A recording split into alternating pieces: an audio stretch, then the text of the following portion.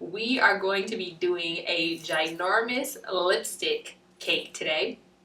It's something that I wanted to try because I've seen it a few times and I just thought it was really fun. So when I was thinking of ideas of things that I could teach you, this came to mind, and here we go.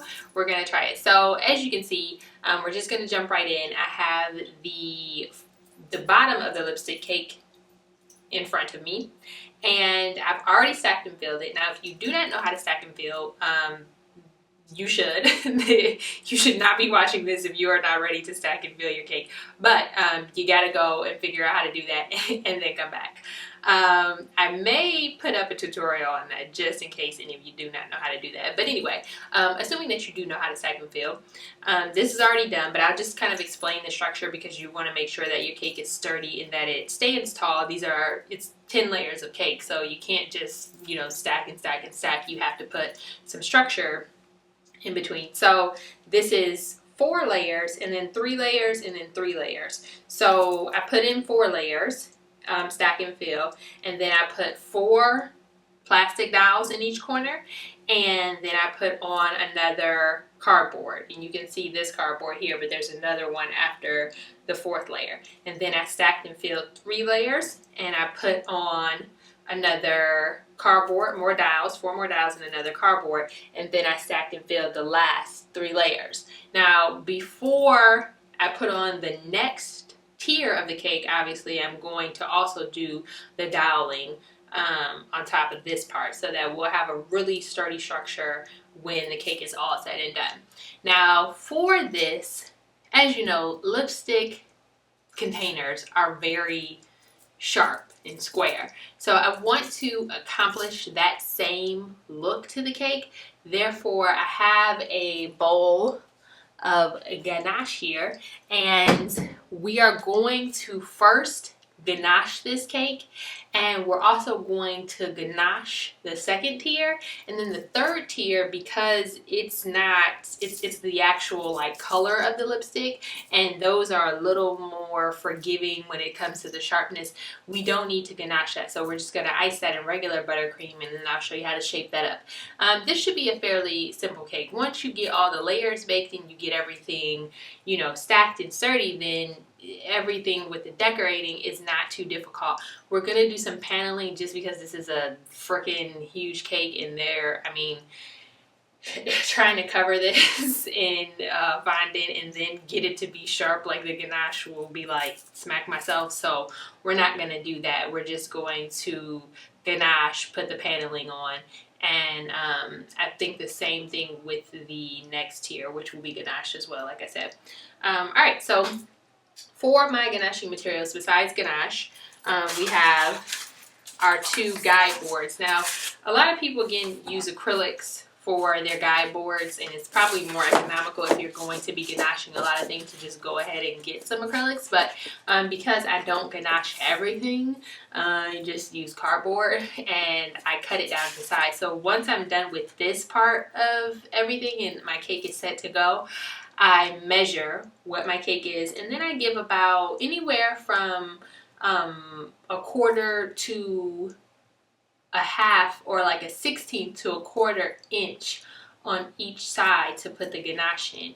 You want to get it where it's like you have enough space for the ganache to fit in, but you don't want so much space that you are having to put a ton of ganache to actually fill in that space between where the board starts and where the cake starts. So I say anywhere from a quarter inch to 3/4 inches, or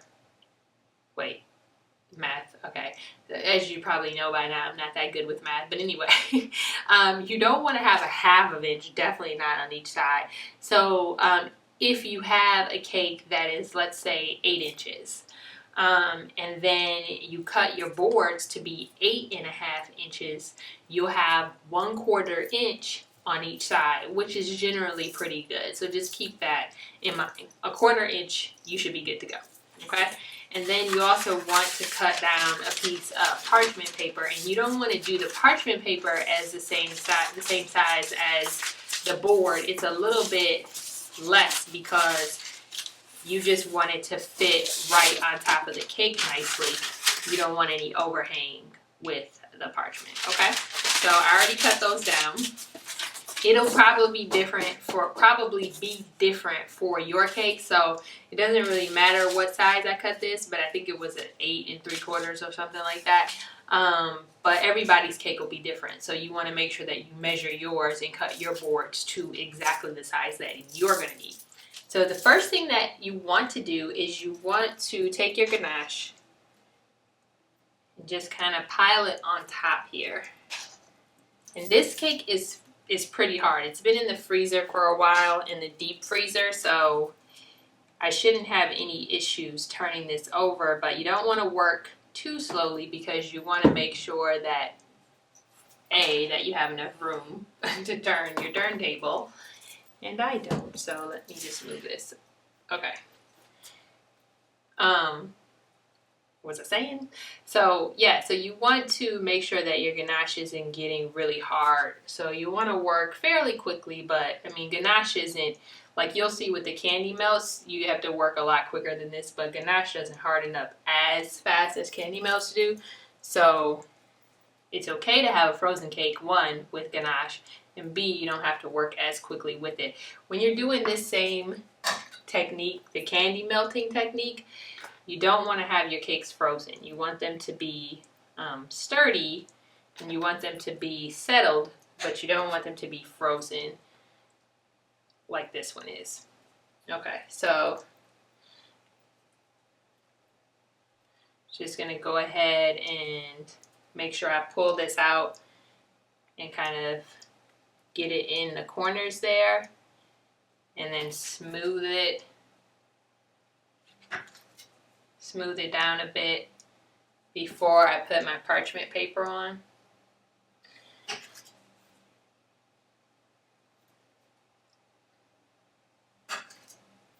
Okay, now put the parchment on and just make sure that it doesn't really hang over, and try when you put the parchment on to smooth out any air bubbles, because that's really the thing. You want the parchment to be touching the chocolate. You don't want the air bubbles there, because then you won't have a super smooth finish on your ganache. And actually, not that it really matters in the grand scheme of things, because we are putting fondant on this cake. And wait a minute, because my parchment paper is hanging over. So let's try and pick that up. I'm just going to smooth it again.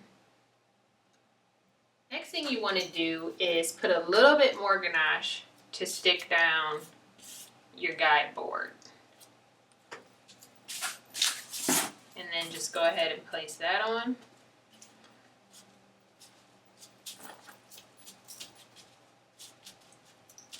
Okay, now once that's on, this is going to be the fun part. Shouldn't be too bad since, like I said, this cake is frozen. But you want to pick this up, and I have a piece of wet paper towel ready because I want this to be sitting on the wet paper towel so that it doesn't slide around. But you want to pick it up and just flip it over. Whoa. Okay, now the key to this is you really want to get some momentum going. Like, don't do it very slow. Like, get your momentum and then flip. Oh, okay. Whew. All right. That's good. Okay, so now a little bit of the ganache slid out, but that's all right. I think that was a fairly clean flip considering the size of this freaking cake. All right, so then you want to put a little bit of ganache here on the bottom / top, and then put your second guide board on.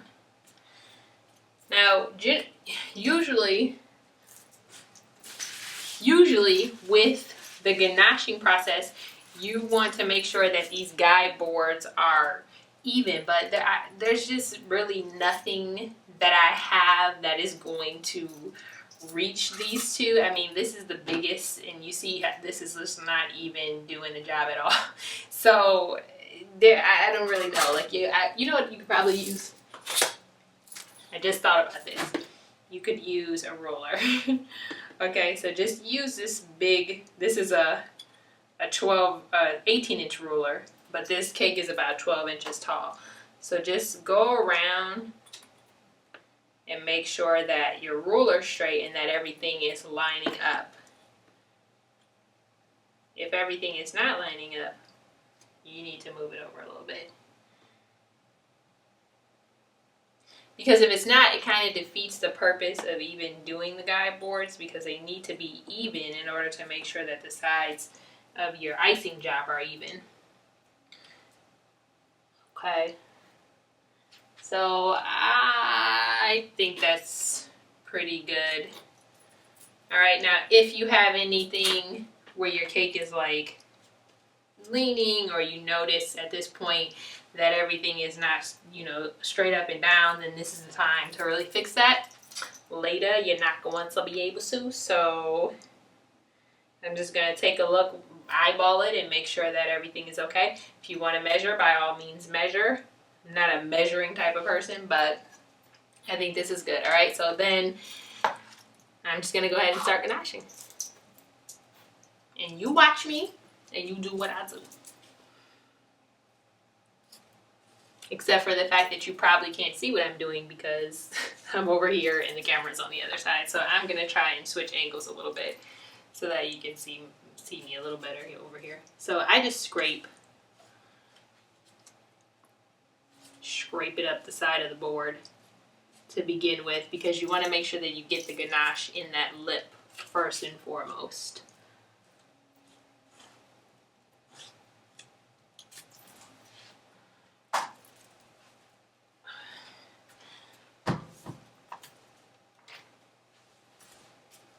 So go around once and do that before you try to fill in any of the other parts. My general way that I ganache or candy melt is to fill in the top, then I go and I do the bottom, and then my next move is to fill in the middle and then smooth it out.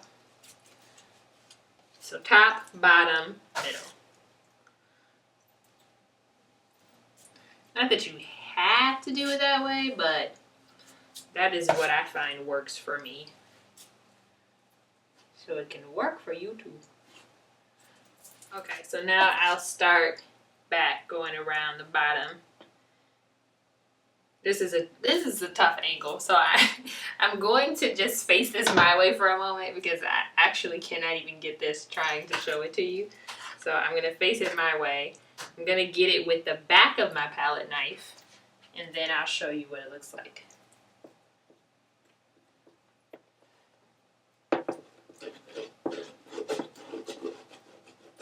So I think you can see how I'm just kind of like using the guide board to fill this in.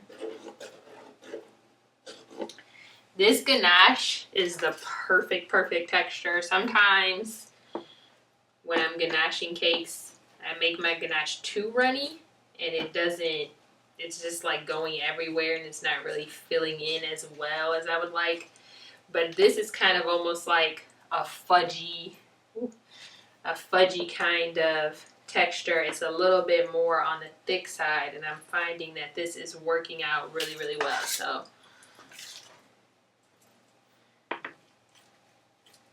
when you ganache, heat your ganache. I heat it over a double boiler. Heat your ganache up, but then give it time to cool down so it becomes like this kind of a situation.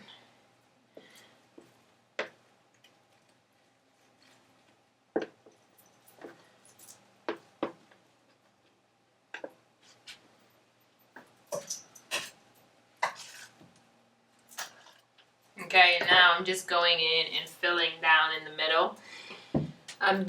When we actually go to smooth this out, it's going to be a little bit trickier because I probably need a bigger spackler. I definitely do, because it's going to be kind of hard to get these right on the guide boards, but we'll do it well enough. But when you actually make this cake, just maybe go to Home Depot and get a larger spackler for yourself. I will keep that in mind for myself for the next time I do this.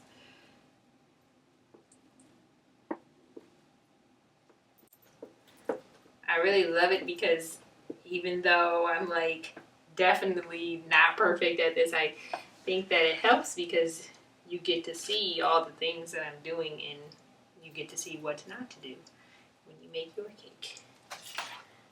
So that's fabulous.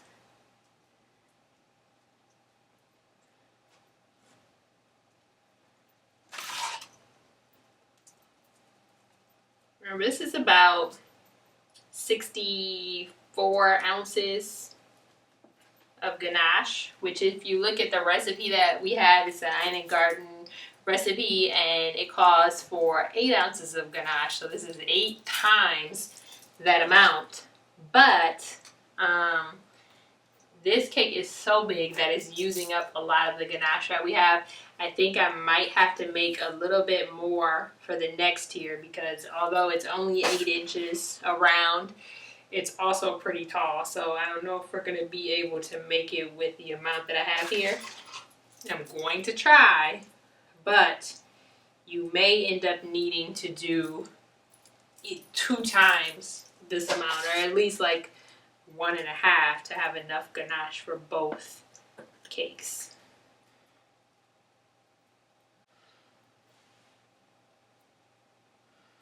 And the reason why I'm using ganache on this instead of candy milks, which would probably be a little bit cheaper, but the reason why I'm using ganache is because ganache, like I said, you can have a frozen cake and it doesn't harden up as quickly as the candy melts. And also because we are covering this with fondant, it doesn't matter that the ganache is brown or white or whatever color you choose to use. But if you did want to use candy melts, if you prefer to use candy melts, you could do that as well. Okay, now I'm going to go around and do a preliminary smoothing. And again, like I said, because this spackler doesn't reach to the top of the guide board and the bottom of the guide board, it's you have to really take advantage of this bottom guide board because that's really the only way it's going to get to be sharp and smooth.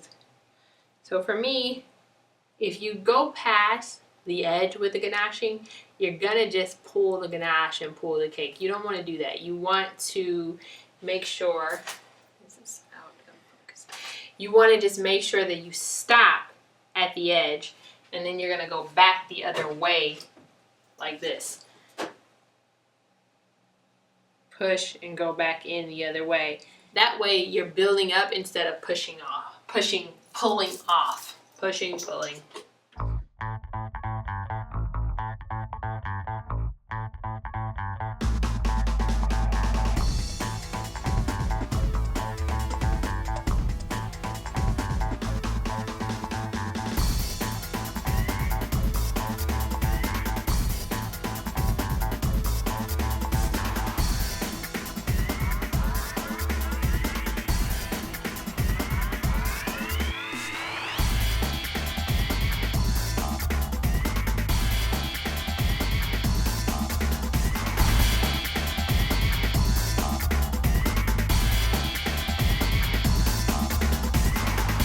That the preliminary smoothing is done, and it's not smooth by any means, as you can see, but the whole point in that is to get, you know, any excess off and then to see where you need to go back and fill it in. All right, so I'm just going to take some more of the soft ganache and start to go back and build it up again so that I can smooth it and get these holes and all that kind of stuff smoothed out.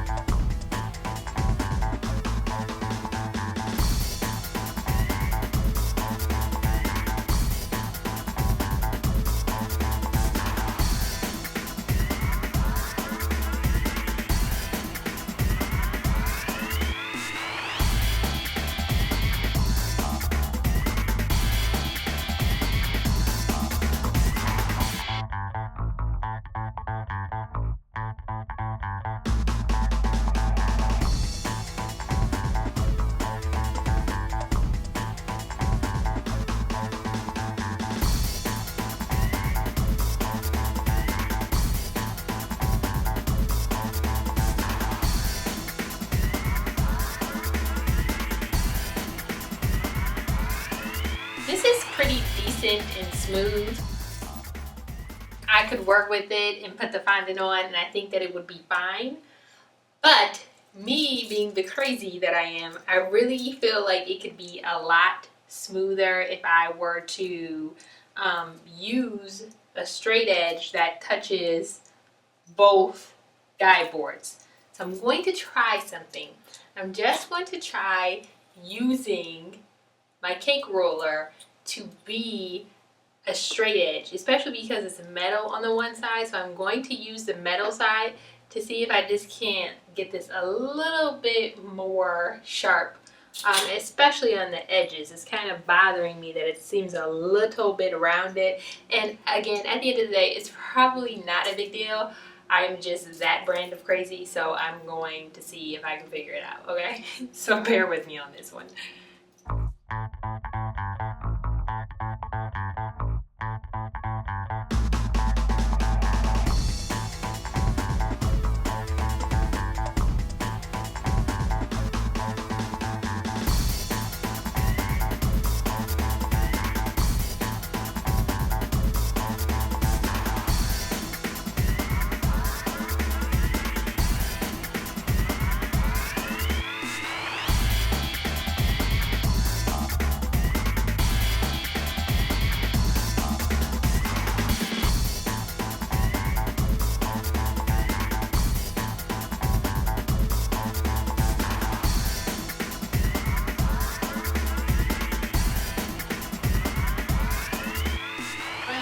Part, you usually boil some water, get some hot water that is super duper hot, but because the water that comes out of my faucet is very hot, and because it is right next to me, what I'm going to do is to run this under the faucet.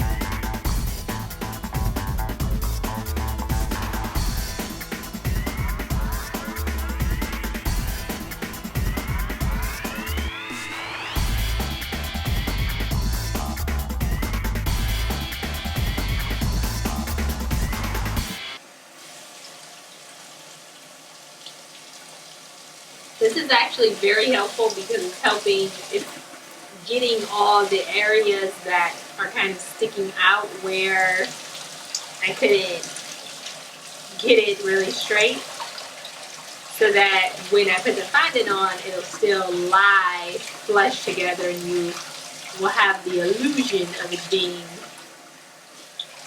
a very straight up and down rectangle.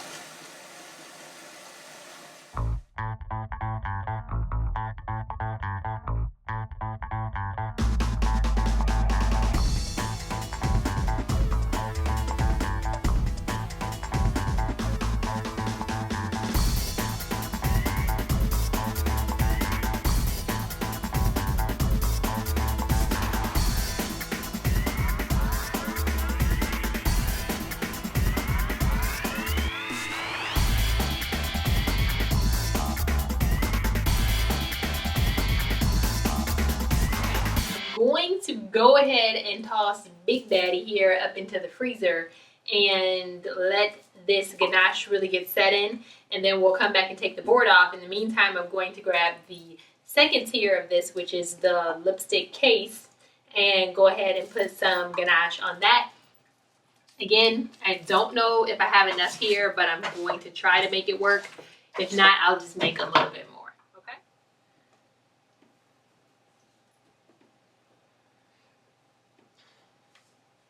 Sweet Jesus. Just as heavy.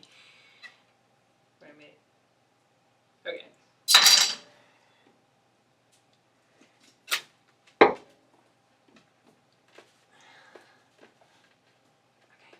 I need some more muscles is what I need. Oh.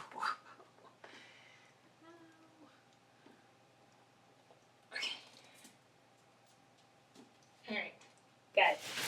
Here is the second tier of the lipstick cake, and again, this is the actual tube. So I'm going to do the same thing that I just did with the rectangular cake and ganache it. I have the first guide board here, and I have a wax parchment paper and then a cardboard, and I measured this as well. This has a little bit more of a lip. It's probably about 3/4, or not 3/4. It's probably about a 1/2 inch all the way around, and that's fine too. It can be anywhere 1/4 to a 1/2 inch. If you go 3/4 to an inch, you're going to be using way too much ganache. But yeah, you just go ahead and we're going to do the same exact process here. Except this time the ganache is warmer, so it's going to be a little bit more runny than with the rectangular cake. And if you don't want to use the running ganache, you could definitely wait. You could put it in the freezer for a little bit and let a little bit of it get cool and then mix it together, and that should stiffen it up a bit.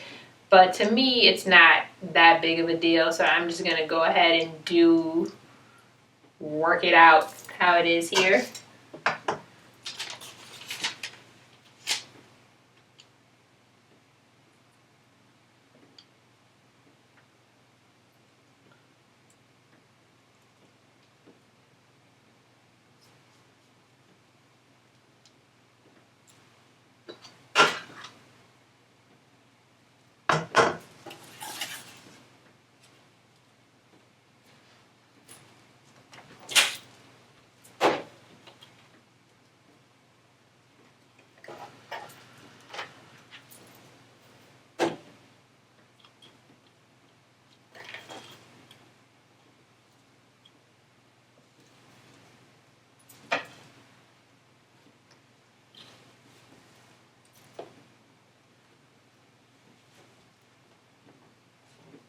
This is actually, believe it or not, a little trickier to flip because it is so tiny. I mean, it's tall, but it's little.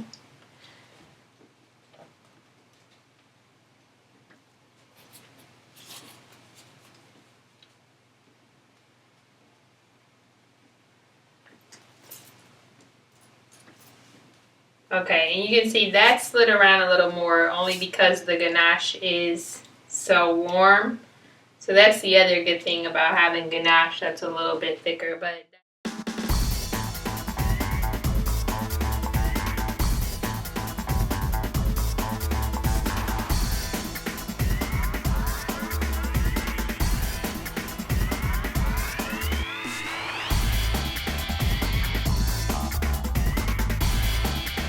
while that cake sets and that ganache sets up, I do want to get our big cake here situated. So I am going to take the board off of here.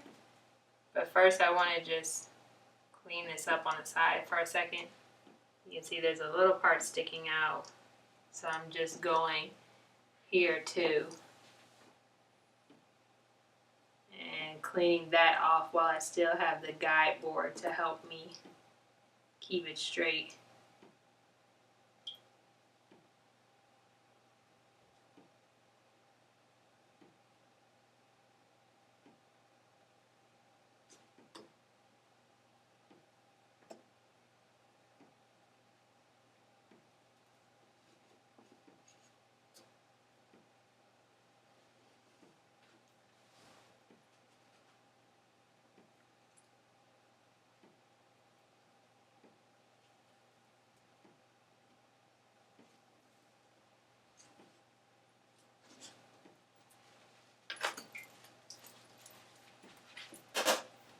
Okay, then I have an even smaller one. I'm just going to heat this up for a second so that I can get in here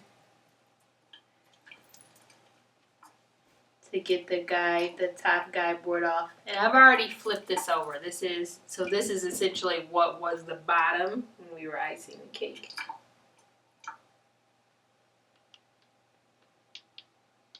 So I'm just running this little spatula. It's really sharp, so it's good for getting in there without causing too much trouble. I'm just running it along the edge between the board and the top of the cake.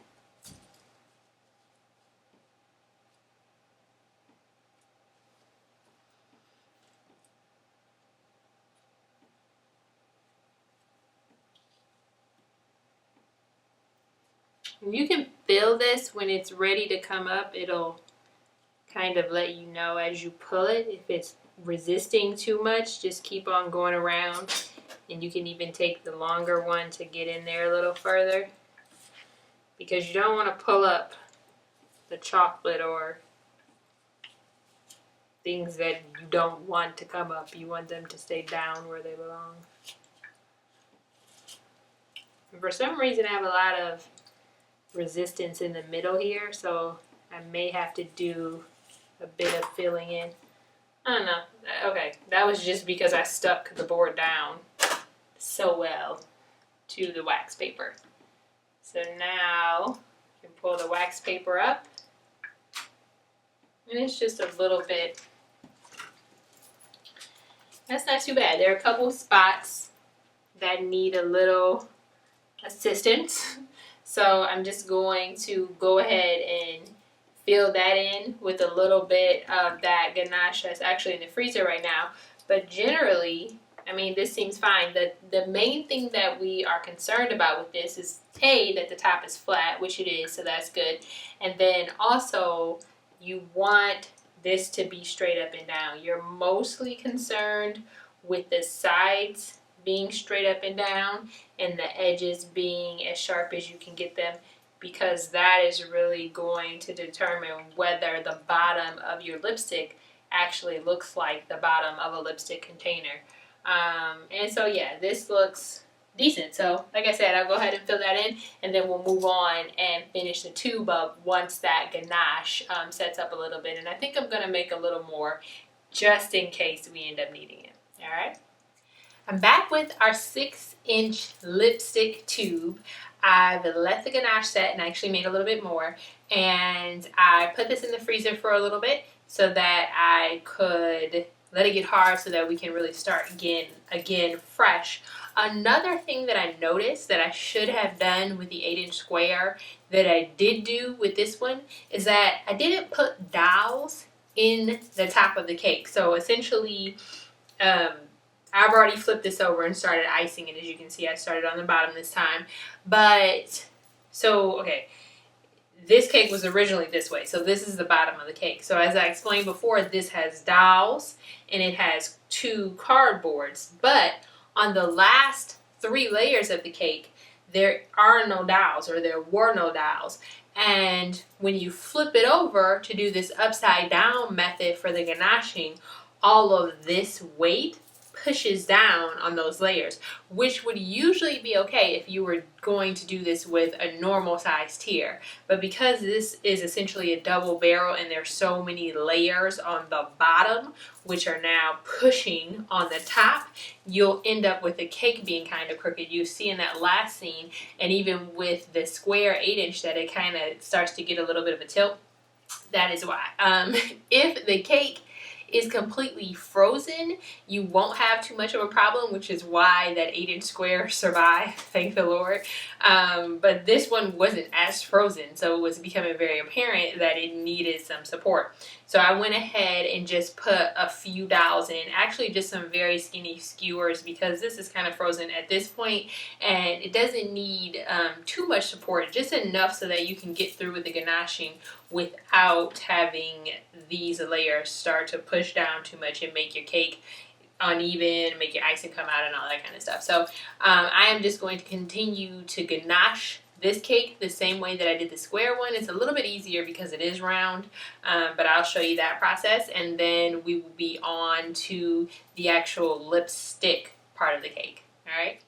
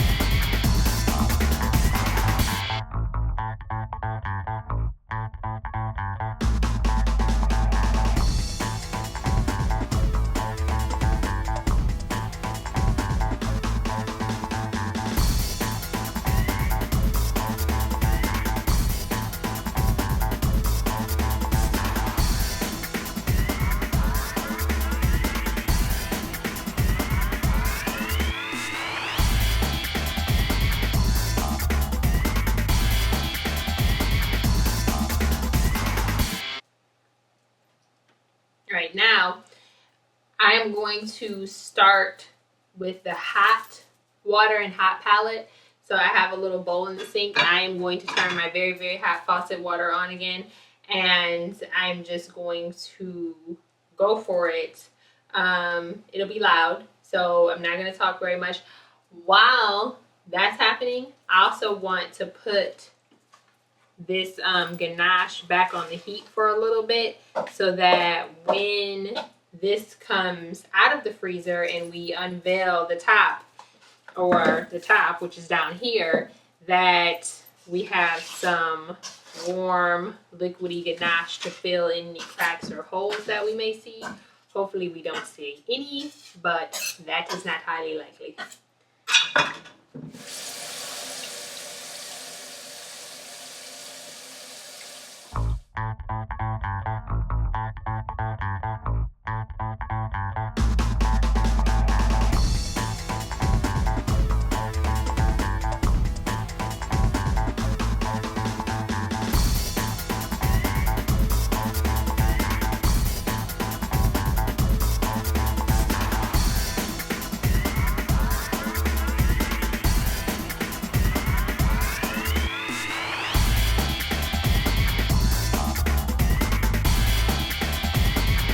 I think this is good.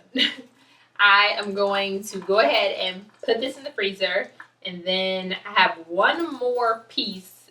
It's just a little tiny 2-layer cake, and I want to ganache it because it is going to act as, you know how like on a lipstick, you'll see when we put it together, but when you have a lipstick tube, you usually have the bottom part, and then you have that like little clip insert, and then you have the tube, and then you have the lipstick. So we have all those pieces.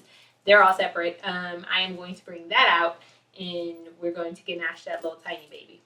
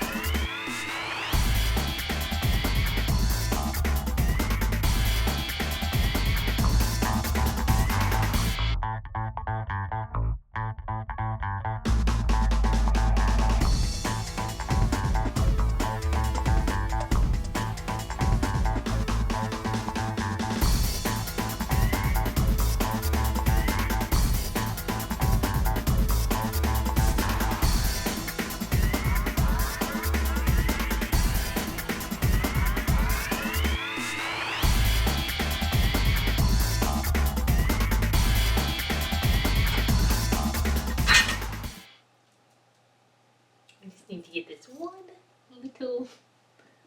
little situation here.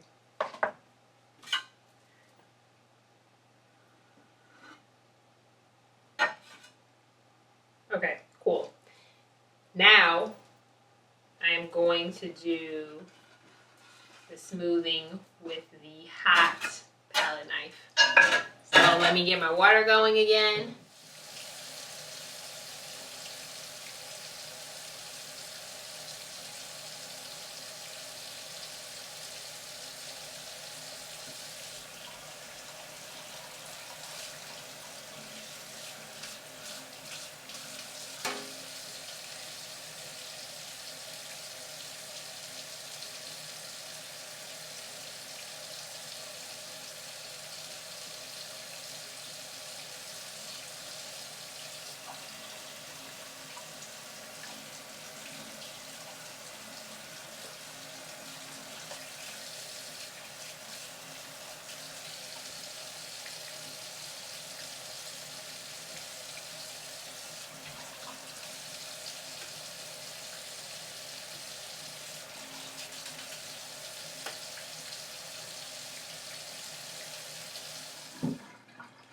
This is good. We can now put this into the freezer, and I will be right back with the tube of lipstick. I want to show you how to carve it, and then we are not going to ganache that part, only because I think it would be easier because of the shape to just use buttercream to do it. So let me put this in the freezer, and I shall return. This is our lipstick tube, and the way that I structured this is essentially just like the other ones. This is, seems like it's leaning, but let me see. I think it might be a little bit. Maybe from handling it. So let's just take an opportunity. If you notice that your cake is leaning, this is the time that you want to push it back over. Sometimes that happens from just picking it up, and the weight of it kind of shifts itself over. So don't worry about it if it happens. Just do what I'm doing, fix it, and then keep it pushing. Okay. The structure for this is 4 layers on the bottom. Then you have dowels and a cardboard. And then the next is 2 layers, and you can see it better here since I just pushed that. You can see the cardboard here. And then you have 2 layers, more dowels, and then a cardboard, and then you have another 3 layers on top. If you want your lipstick part of your cake to be a little bit taller or a little bit shorter, then you can always put less or more layers, obviously. Initially, I was going to put a top on here that I was going to shape like that lipstick curve. But then when I looked at this in comparison to the other parts of the cake, it seemed like it would be a little bit more proportional if I just used what we had here and cut it down. What I like to do, I do know what I like to do, I just couldn't find the utensil. Anyway, what I like to do is use a skewer or some type of a sharp edged utensil to draw on my buttercream where I want to do my cuts. That way I don't have a problem cutting off too much, so you can kind of see what it's going to look like. So let me do it on this side, and then I will show you what it looks like for me. Also, keeping in mind as I'm drawing this that there is a board, and when you do this, you want to cut initially less than what you think you would want to cut, because of course you can always go back and cut more, but it's very kind of difficult to go in the opposite direction and cut less, or to put more cake back on, essentially. Okay, now in looking at this, so you see where I've made that line. Now there's going to be a cake board, so I'm stopping, but I know that when I do cut this, it's going to be a little bit flat on the top. I want a little bit of a more rounded point, and I see where this comes up at, it's going to kind of be a little bit flat there. So knowing that, I can either have a separate cake on the side, which I do have, and I can use pieces to build it up, or the much simpler way to do it would be to take the piece that you cut and then use that to build it up where you need your cake to be built up. So I'll just show you that right now.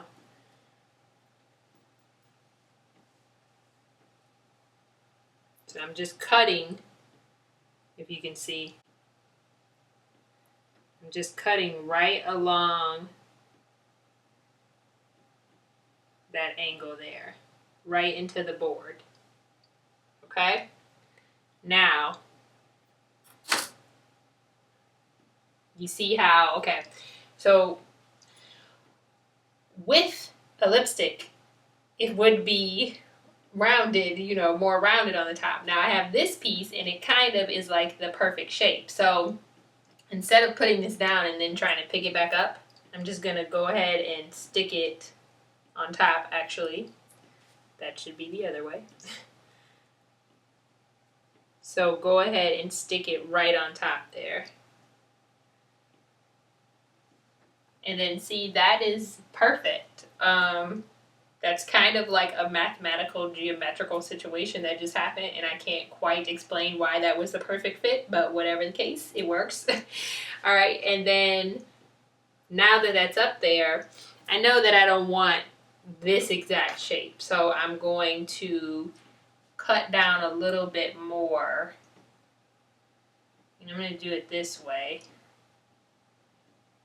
And I'm cutting really carefully, not because I'm scared, but because the cake is kind of soft.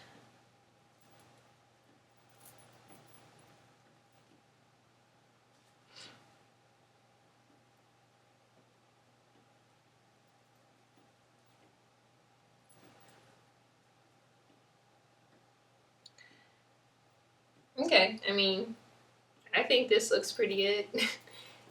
For me, that's what a lipstick looks like. One thing I do want to do that I noticed in a few types of lipsticks is that there is a little slight indentation that they have here a lot of times. So I want to try to achieve that. So I'm just going to take my knife and cut a little here and cut a little here, just a tad bit, to give that little indentation once we put our fondant on. There will be that, which always helps with the realism of the cake.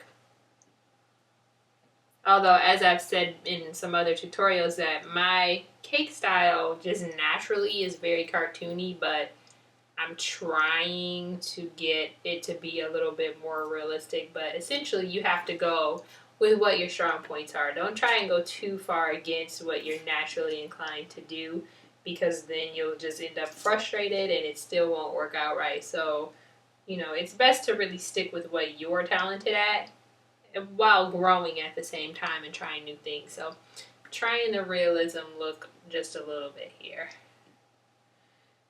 Now we want to give this another coat of icing. It's pretty soft, so I'm going to be kind of careful. Actually, I think what I will do is just give this a crumb coat again before I give it the final icing, because I don't want to push on this too much before I give it a chance to set a little more.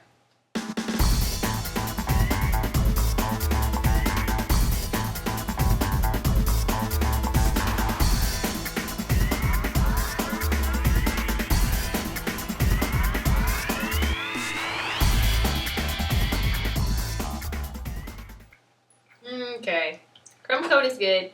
I'm going to put this in the freezer, and then we will grab the tube that we ganache and take the top off, fix that up, and then put that back in the freezer and move on to putting the paneling on the 8-inch square.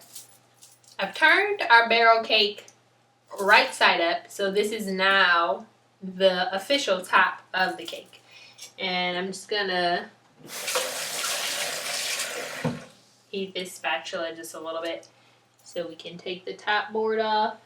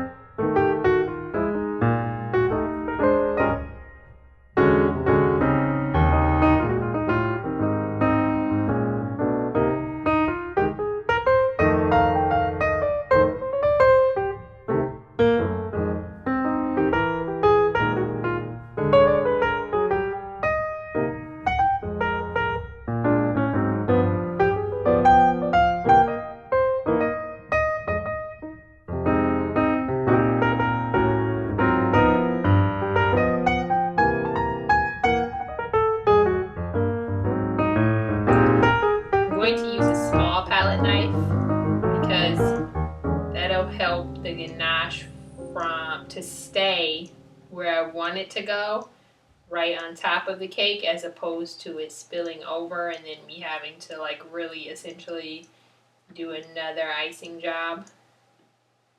If you keep it confined to where you need it, this part of fixing your ganache job up will go a lot quicker.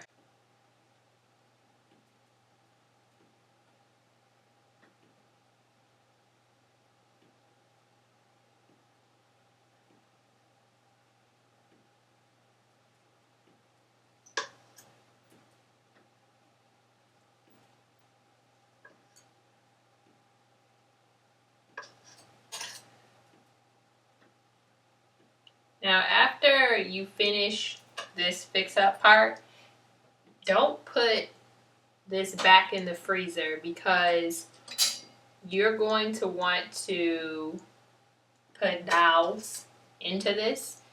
And if it's frozen, if the cake underneath is frozen, it'll be very challenging, dang near impossible to actually get the dowels in to the cake. Now, if you're going to put dowels in the next day, then go ahead, put it in the refrigerator or the freezer. If you don't have perishable filling, you don't really need to put it back into the freezer. But if you want to, that's fine. Just make sure you take it out in time enough for the cake to thaw on the inside, or at least down far enough where you need to put the dowels, because I think it's 3 layers on top here, so I only needed to go 3 layers down. But do it in a timely fashion so that your cake has an opportunity to unthaw. The worst thing is if you think that you've reached the bottom board, but essentially it's just frozen cake. And then when the cake does unthaw, that dowel will of course sink down into the cake, and then you will have a situation because you won't have anything supporting the layer that's on top of the one you doweled. So you really want to take care to make sure to avoid that.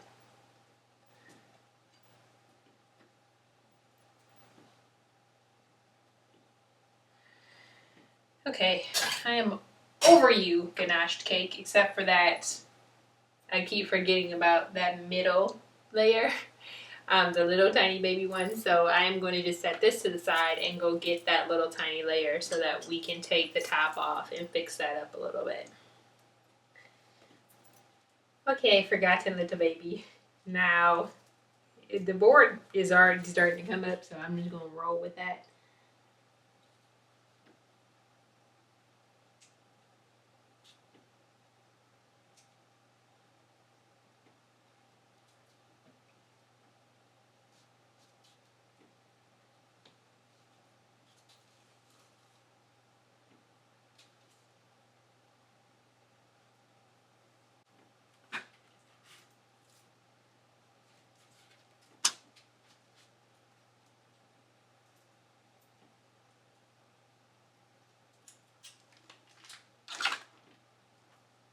Okay, so you can see same thing with this as I said with the other ones, how you have this little lip here.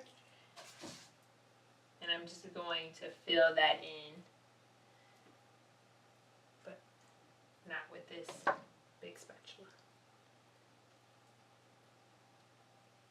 And I just want to take this to the very edge to get everything to still be flat and smooth, but I'm going to try my best here not to take it over the edge.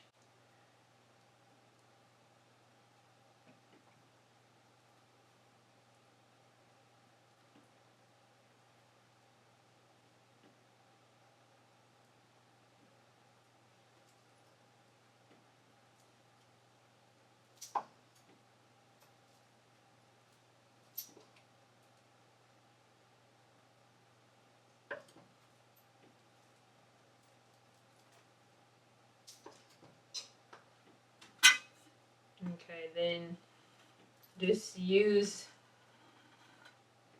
the sharpness. I mean, this ganache is hard, so you can just use the edge of the ganache and push into it to make sure that you keep your sharp edge there. And then just smooth it over top, just lightly smooth it over top. You may want to make this warm, or at least get any extra ganache off so your top will stay smooth, because ganache will drag itself.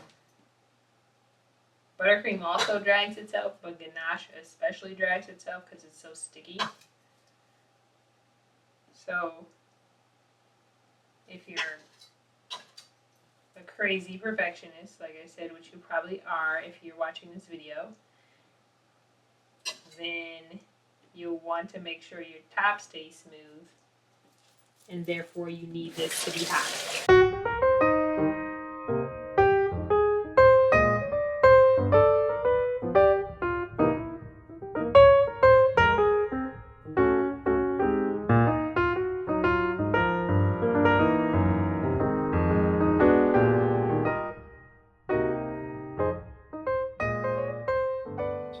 Good.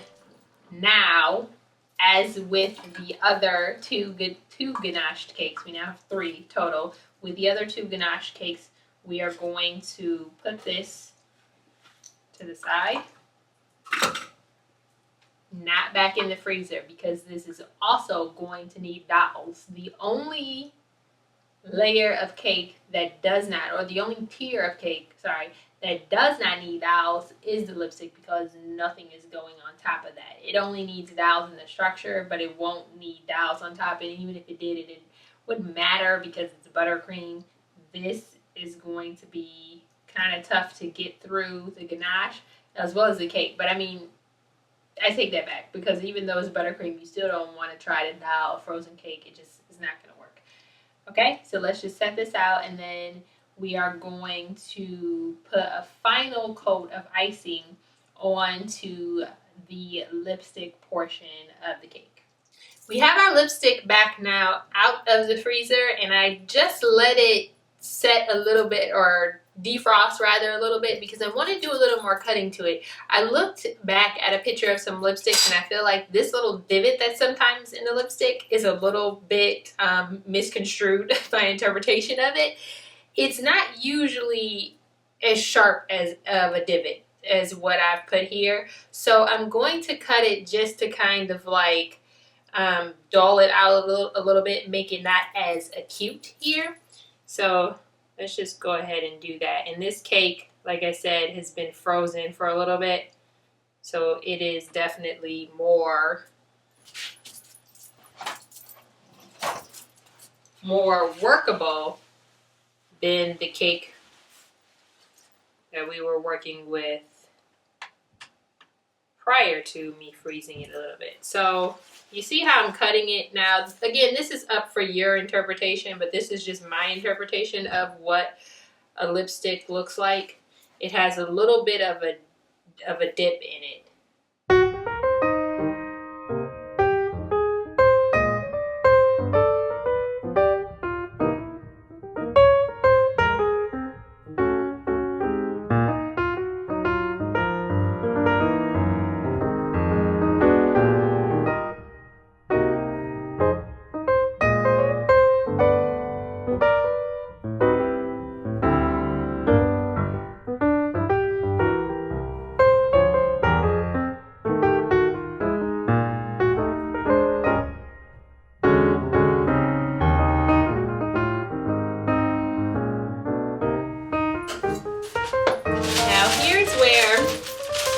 I want to use a piece of parchment paper to help me get this rounded off. This is really good.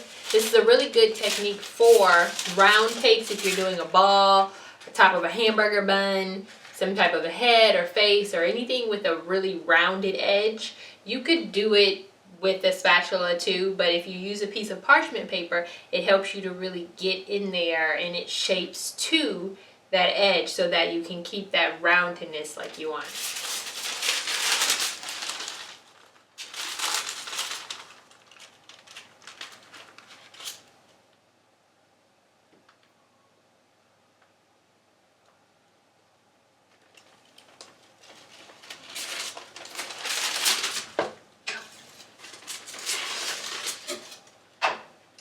See that? See how it rounds it off there? And you can also do that same thing on the other side. You just kind of are going to hold the paper taut. And just scrape up slowly.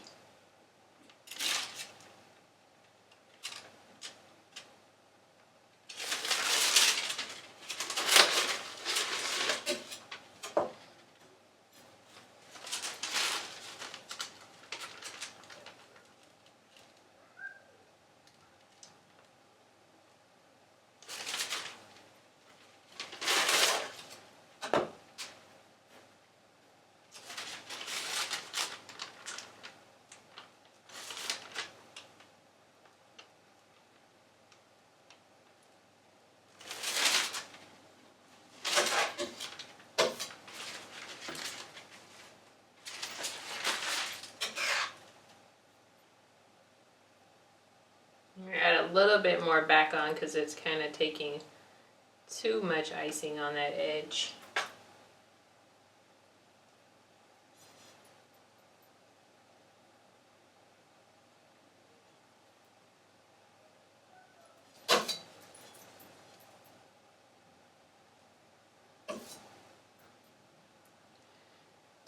Also, I want to make sure that as I'm doing this, I'm representing that cut that I made to give the divot into the face part of the lipstick.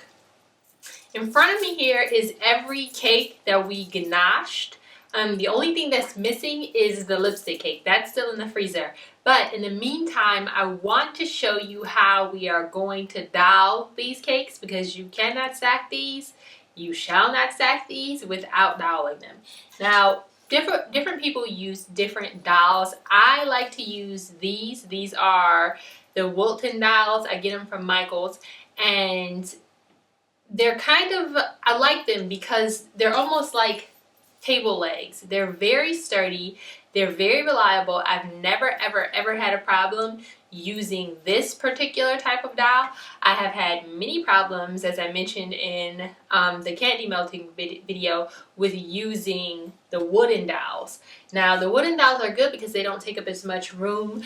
An alternative between the two of these is a bubble tea straw. I hear about a lot of people using bubble tea straws, so that's something you could try as well. It's plastic, it's thick, but it's not as thick as this, and it's not as thin as the wooden ones. So that could be something for you, but I'm going to show you how to dowel it using the dowels that I use. So you just need those. I'm going to use this little tiny spatula here, only because I want to use it to kind of cut the ganache so that we're not just pressing it through. Same with the candy melting one. And then I have some type of like ginormous pipe cutter situation from Home Depot. You could probably use any kind of like PVC pipe cutter. I like this one because it works on like a, what is this called? It has this like rotor kind of thing where it slowly closes in, and it's just very convenient. I have a much better time cutting my plastic dowels or any type of thing with this than I do with a traditional just squeeze it cutter. Okay, so there's that. You just pull it out. This was like, maybe like $20 at Home Depot. They have smaller ones too. So for doweling this, I think there is a particular method that I want to use. And I'm going to put 4, 1 in each corner. Actually, no, I'm not going to put 1 in each corner. I take that back. Because what's going on top of this is not this round cake, but what's going to go directly on top of this. This thing is a little soft. Hold on. So none of these cakes are frozen, by the way, too. They all have come to room temperature so that the dowels go in easily. But what's going to be sitting on top of this cake is this round cake. So we could probably just put that up there for a second and see where the dowels need to go. So you could even just draw a little line and use your turntable. You could draw a little line to know where the cake is going to actually sit so that you know where your dowels, or the parameter that your dowels need to stay within.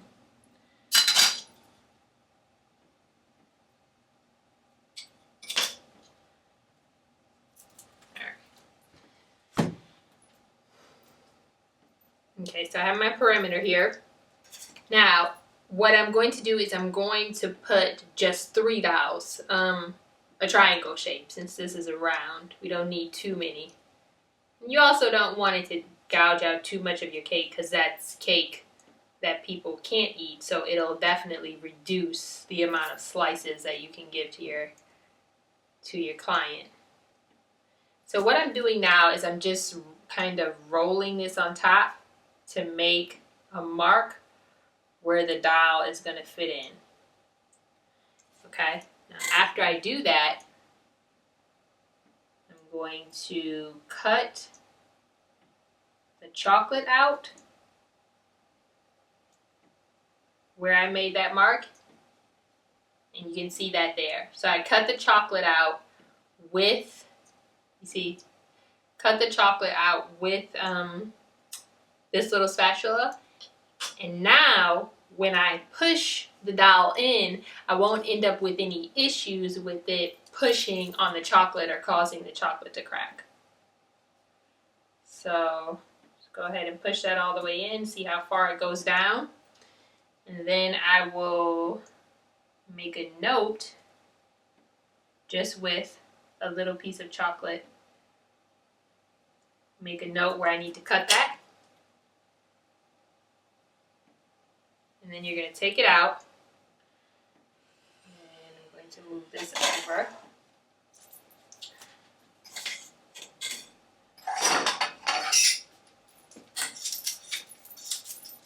So then I know that this was the spot right here where I needed to cut. So then I just place it in and just make sure that it's lined up there where it needs to be. And make sure that everything is straight. And then just keep on going. See how easy that is to cut? Love this thing. So then I want to do 3 of these. So then I have to open this back up. Be careful because this mess is sharp. That was very close to my face. Can't be scarring up all of this, okay? So then I set it against the counter. Can you see that? Maybe not. Okay, so what I do is I set it against a flat surface to make sure that it's even. And then I lay my dowel cutter on top. Lay the blade on the top of the shorter one, the one that's already cut. That's my guide dowel. Okay, now that it's gripped it, then I can lift it up, make sure that everything is straight, and then continue with my cutting.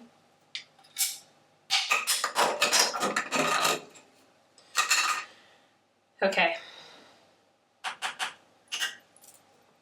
And then I'm going to do the same thing with the other piece. Again, line it up on your counter. Set my cutter on top. Once it grips it, lift it up. Make sure everything is straight. That the cutter is perpendicular to your dowel. And then keep on going.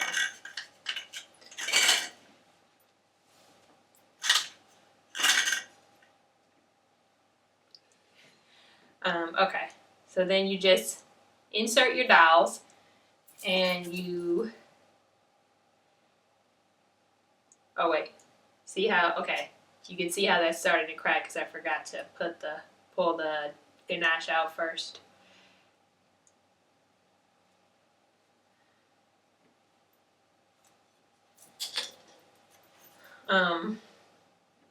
I forgot. Oh, when you put the dowels in, make sure you push them so that they're straight up and down. You don't want them to lean to the side whatsoever, because if that happens, they can kind of end up, once you put the weight on top of them, they can end up collapsing over like into themselves, which will probably cause your whole cake to fall over. So don't do that.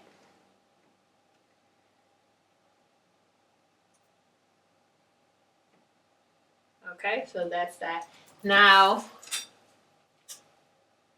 I just want to fill in with a little buttercream around the dowel.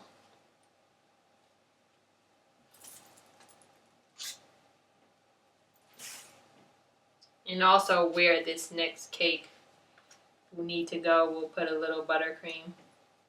Now that this part of the cake is dolled, the next thing that you're going to want to do is to cut. We're paneling these side parts. Now, we're not going to panel the top only because that middle insert piece is going to go on top and we're just going to drape it with fondant. But we are going to do a paneling for this entire thing, and then we're going to do a paneling of yellow for the part that needs to be painted gold, and that's going to go right across here. But initially we're going to do the whole side panel, and we'll probably, you could either, there are two different ways that we can do the gold part, but anyway, we're going to panel the whole side piece up here first, okay? Now, you want to measure your cake, and you want to measure each side that needs a panel. So the way that I did it, and you can maybe kind of see here, is that I have numbers. So there's a number 1 here, there's a number 2 here, and there's a number 3 and a number 4 for each side that I just kind of etched. I took this little thing and just etched it in there. And then you take a tall enough ruler and you need to measure, starting with, let's say, your first side, obviously. So you're going to start with number 1, and you want to just measure to see how tall it is. I mean, this is pretty self-explanatory, but I'm going to explain it anyway, just in case. So this is about 11 and a half. It's just a little tad bit under, and you could do the measurement exact, but sometimes even when you think you're doing it exact, it doesn't end up being exact, and this always happens to me. It always ends up being a little short. So I am going to make sure that it's not short and do it a little bit taller than what it needs to be. Same for this. This is, if you do exact measurement, is just under, it's about 7 3/4 inches, but I'm actually doing it to 8 1/2. And the reason why I'm giving so much extra space is because you want the pieces to line up with each other. You don't want them to just sit, because then there'll be like a little line where they don't connect here and it won't really look realistic. So to make sure that they line up with each other, just give it a little bit more room there. And if you I don't know what I was going to say. Okay, well, whatever the case.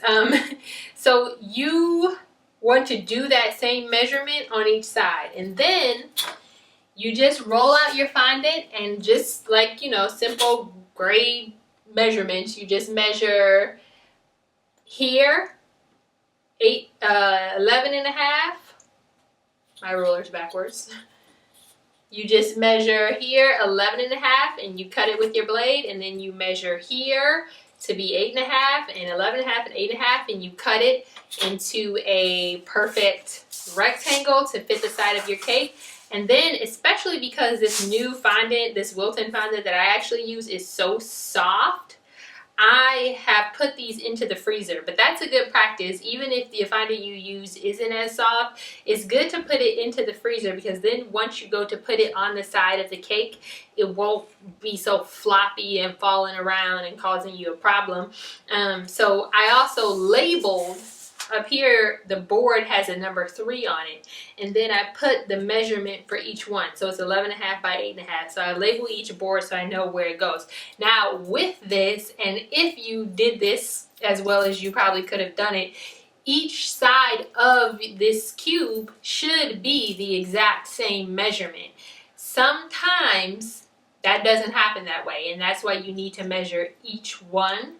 At this point, essentially you would do it so that each one is the same, but if it's not, it's nothing you need to try and go fix at this point. Just make sure that you do your rectangle measurements for your fondant according to what each side is. Now, each side of mine is perfect. Yep. So I did all of these to 11.5 or 11.5 by 8.5, right? Okay, and then these are setting in the freezer. So we'll let these set up. I did 4 of them, obviously, because they're 4 sides. Let them set up, and then I will show you how to put these on the cake. Now, these are white. You could use black. I just decided to use white because I want to airbrush. If you don't have an airbrush machine, definitely use black fondant instead of white fondant. But yeah, I'm using white because I do have an airbrush machine, so I'm going to airbrush it. But I'm not allowed to airbrush in my kitchen because that mess goes everywhere and it is terrible, and everything in my house is like light colored. So we're not airbrushing in here. I'm going to go outside and airbrush it, and then I'll be back to show you what it looks like. Okay, now let me show you what to do putting the next part onto the cake. We pick the little baby up, and we already kind of know where it needs to set because of the measurement that we did before and making that indentation. So just go ahead and place it right on top. Now you want to just go around and make sure that it looks even, and this does not look even, and I think that's because one of the dowels is a little bit off. So what I'm going to do is I am just going to take this off real quick and see which dowel might be off, and I think it's this one.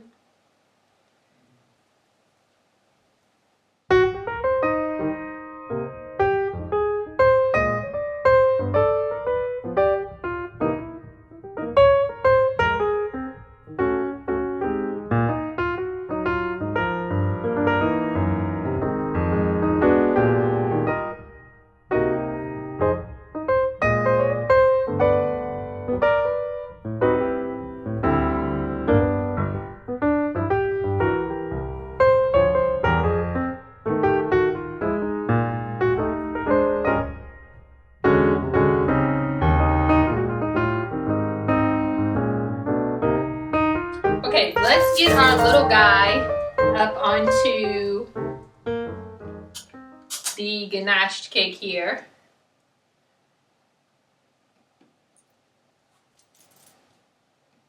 Or the other ganache cake. And just make sure that he's sitting even.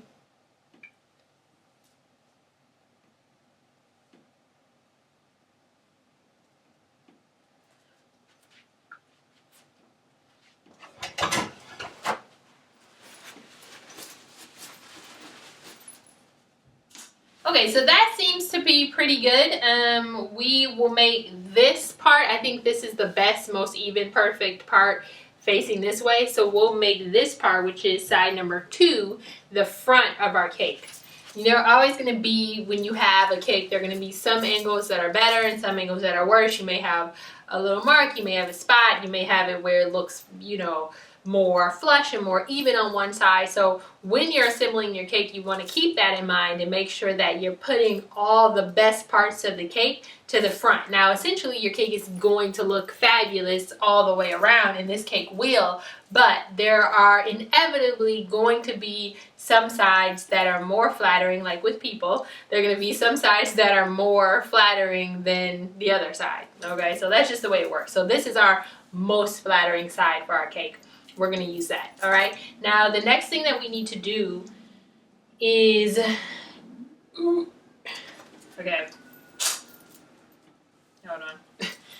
This thing is so fracking heavy. Okay, so the next thing that we need to do is we want to put the fondant on top of our cake here. And when I say the fondant, I mean I have some fondant that's colored yellow. And actually, let me grab it. So this is our yellow fondant. The reason why I'm using yellow is because this is a part of the cake that we're going to be painting gold. Now, when you're painting gold, you can essentially paint over white or whatever color, but because gold is a yellow base, it looks better, it shines better, and also you have a better covering when you start with a yellow fondant to begin with. So let's say if you're painting with the gold and it's kind of thin, or there's some parts that you missed, or some parts that look kind of streaky, it's much less evident when you use a yellow fondant as opposed to when you're using a white fondant. So that is why I have yellow. And we're just going to go ahead and cover it. And then later we will paint with the gold.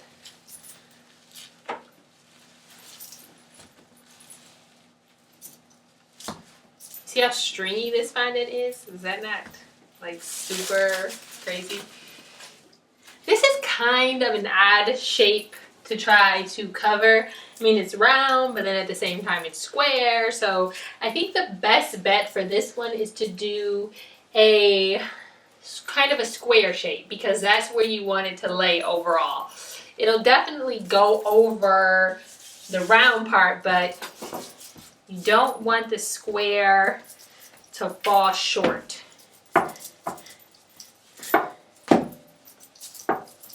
And don't worry if you get chocolate or anything on this piece, because it's, like I said, going to be painted gold, so you won't even really be able to tell. Now, this is round still, but I'm going to start to try and push it out into that square shape a little more.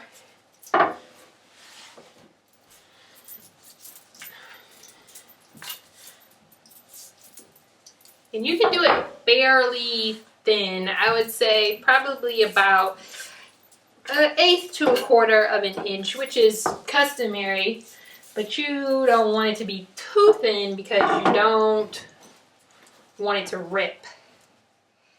And that's sticking.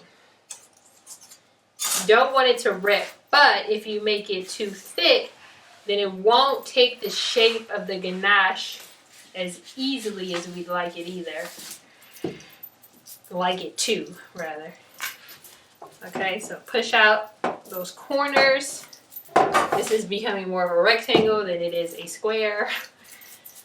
I seem to have a little trouble identifying my shapes, but either way, rectangle, square, it should all work out. And then I just put a little bit of water onto the top of the cake.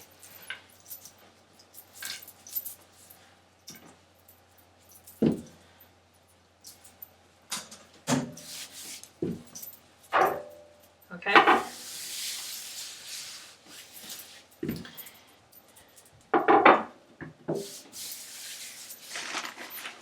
Okay, put a little bit of powdered sugar and roll it. Put the powdered sugar so that it doesn't stick to itself when you roll it onto your rolling pin. Okay. Come on.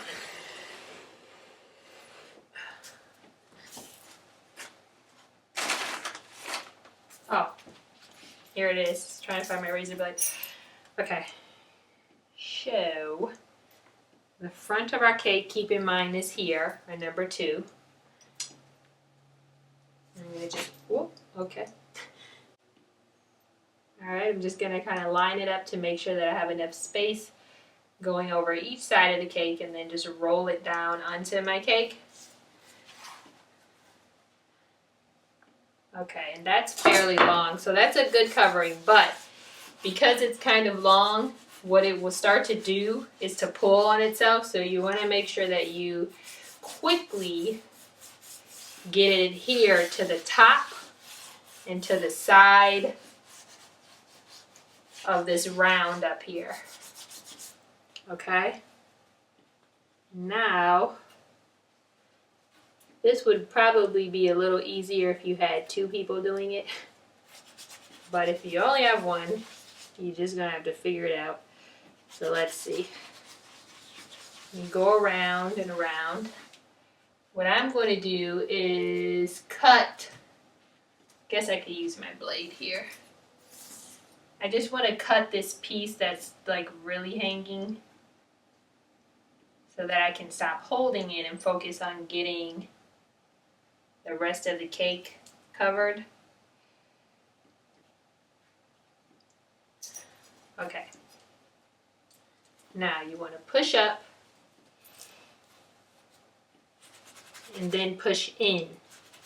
Push up and then push in. Oh, what is that for my bracelet? Dagnabbit. Okay, and then you continually want to just go around the cake, pulling up and pushing in. It's like that skirt draping technique. All the way around. Pull up and push in. Pull up and push in.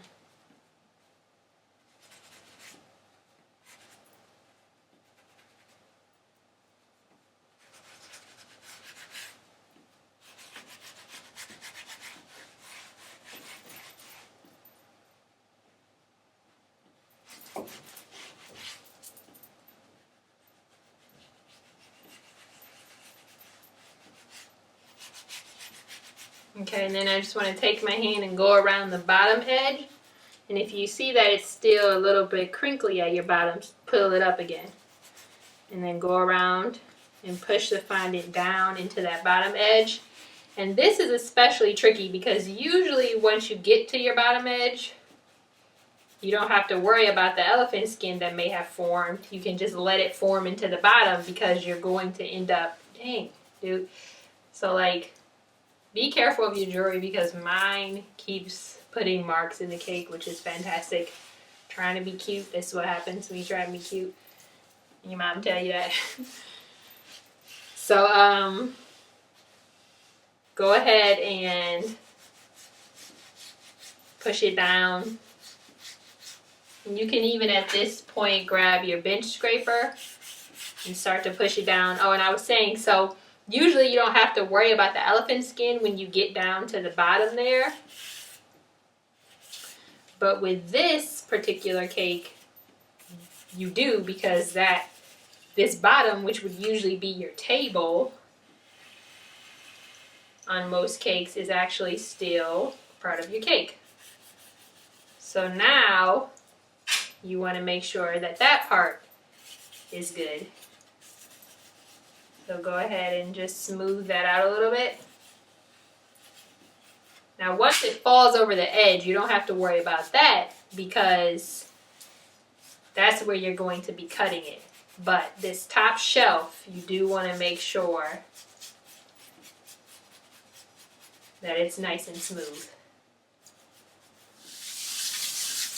Little polyester plastics here that Jessie Cakes uses that I got from Amazon, and try to get the corner of this to be, the edges rather, to be as sharp as I can get them to be.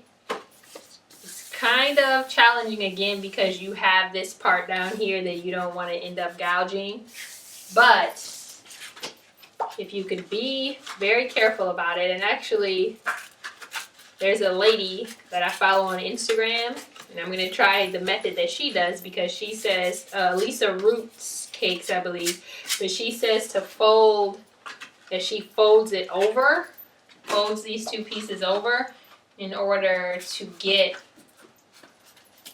a sharp edge and not have to worry about gouging her cake. So let's try it that way and see. Yeah, it's kind of gouging a little still.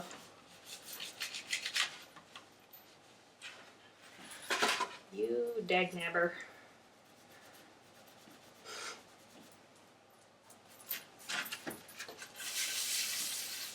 I'd much rather use the upside down method for this, but since I really can't with this cake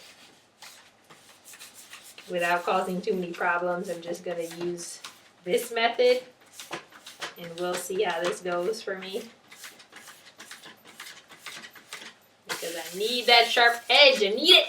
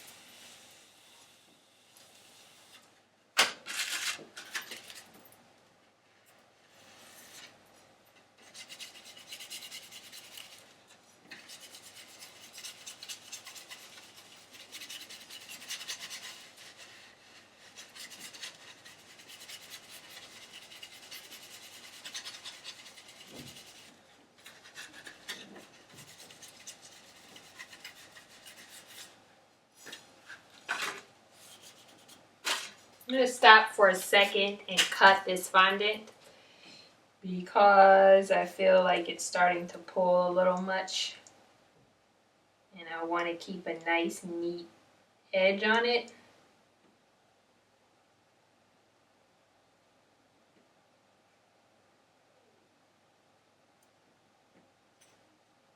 Okay, so in order to cut it, you just very simply cut it. You just take your blade.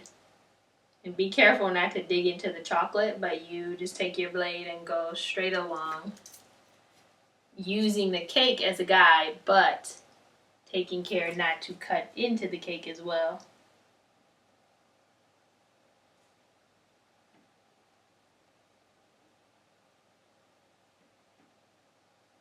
I promise after you get in some of the most odd angles to try to show you what I'm doing while I am doing it.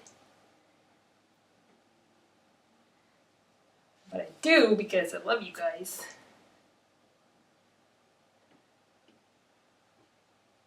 I still don't know if you can really see this. So you can see the edge here. There's a little bit hanging down. Don't worry about that because the next piece of fondant that we put on here is going to cover that part, which is why I wanted to put this first as well, instead of putting the panels on the side first.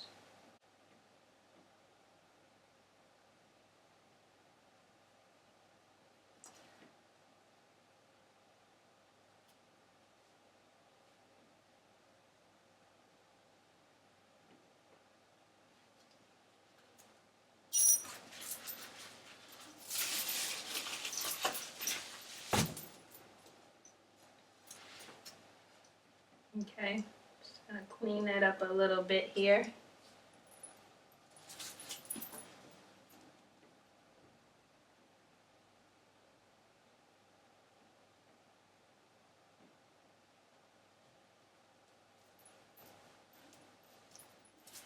I'm just using this to kind of push that into the edge here.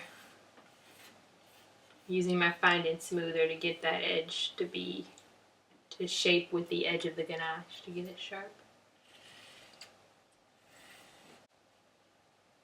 And don't worry about the chocolate. I know you guys are even though I said that already, I know people are thinking what is going on? She's getting chocolate all in the yellow. It's okay, doesn't matter, I promise.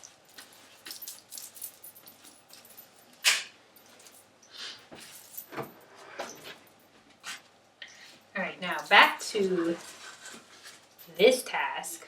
It's almost so these are perpendicular to each other because you want to pinch the fondant into that 90-degree angle, if that makes sense, once you do it, you'll kind of see what you need to do, but it's almost just like a pinching motion. You don't want to pinch it too much, because if you pinch it too much, then it'll just look like you pinched it, but you want to do it enough so that it gives you that sharp 90-degree angle as opposed to that rounded, oh so undesirable angle. Remember a point in time when rounded, beautiful, non-cracky fondant angles, fondant edges were totally acceptable and beautiful, and now it's like, if that boy ain't sharp, forget about it.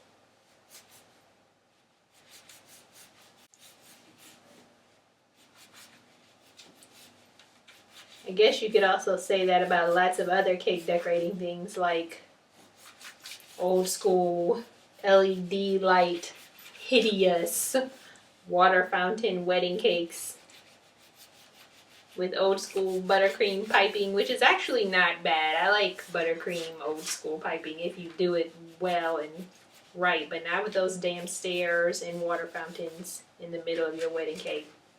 Don't do it, boo. It's not cute. And if anyone ever asks you to make a wedding cake like that, please redirect.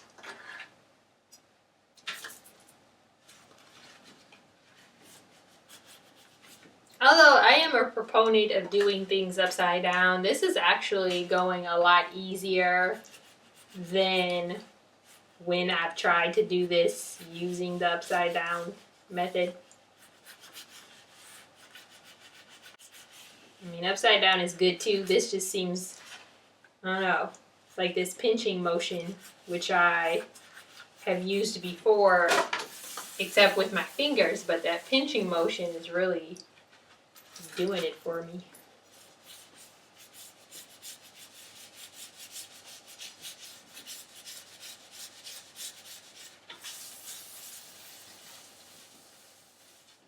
Okay, so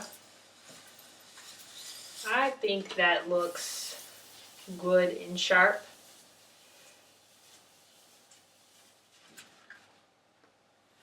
I could always go a little more, but I think that is good enough for what we're trying to achieve here.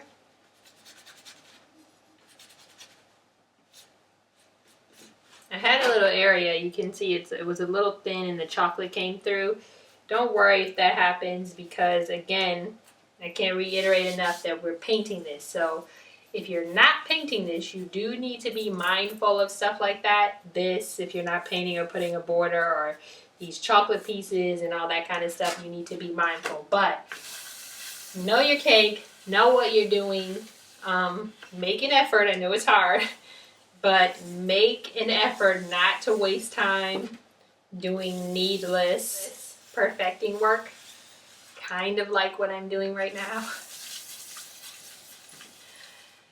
Okay, next move for us is to put on, actually, since I had this yellow out, I was going to say put the panels on this, but I'll let those just have a little bit more time in the freezer. The more cold they are, the better it's going to be for us. But in the meantime, I am going to go ahead and show you how to do the paneling on the lipstick tube, the round, because that's going to have yellow too. Now it's time to put the paneling onto the lipstick tube, and I have to tell you that I decided that I am going to switch this up a little bit here. So originally the plan was to do a traditional type of lipstick case where this part is black and this part is gold and this part is gold, and I was thinking of doing a red lipstick, but I was like, oh, let's try a pink one, and it'd be fairly straightforward, just how most lipsticks are. But I saw a picture, and the picture has inspired me to just do something more unusual, which is actually how I usually do things. Like when I try to think of a cake design, I'm like, okay, what is usually done? How is it done? And how can I just take it up a notch and make it a little bit more interesting, have a different take on it, make it a little bit better than what it usually is. Well, not necessarily better, but just different. So it's actually, I feel like it's serendipity, like the universe is making it happen this way, because those panels that I did for the side of the lipstick case were definitely originally supposed to be using black fondant. The reason why I decided not to is because I was just like, well, I have a ton of white fondant to use. They didn't want to buy more black fondant at that point, and I was like, well, the airbrushing may look better anyway in the black, so let's just go with that.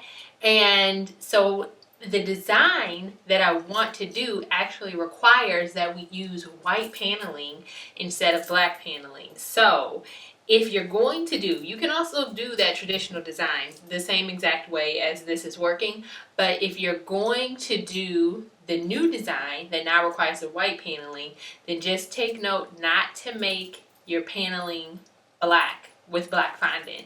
Keep it with the white fondant and keep it clean, as I have in the freezer right now, and then I will show you the design that we're going to do. It's a little bit of a trial, but I think it's going to be cute. So let's go ahead and move forward with putting this fondant on, and we're going to do paneling as well, and then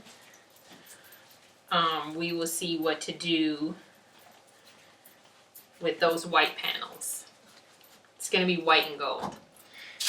Okay, so I'm just going to move this over so I have a little more room to roll this out. Take a little powdered sugar for dusting.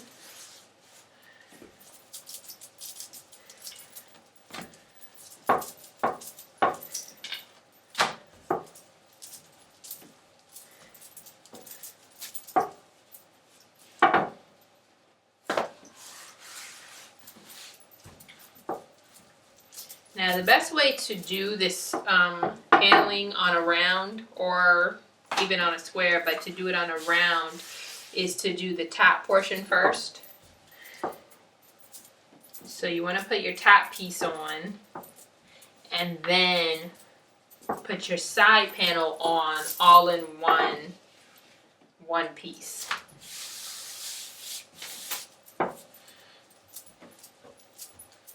And I'm going to try to make this top piece fairly thin because I don't want, it makes it easier for me, I believe, to actually to smooth it in and kind of get rid of the seam. I mean, you won't ever really completely get rid of the seam that's there. It'll be better for this because we are painting it, but that seam, especially if you aren't painting it, will always be there. But you want to try to smooth it in a little bit, and I think that the thinner the top and even the thinner the sides, the easier it is to smooth in those seams.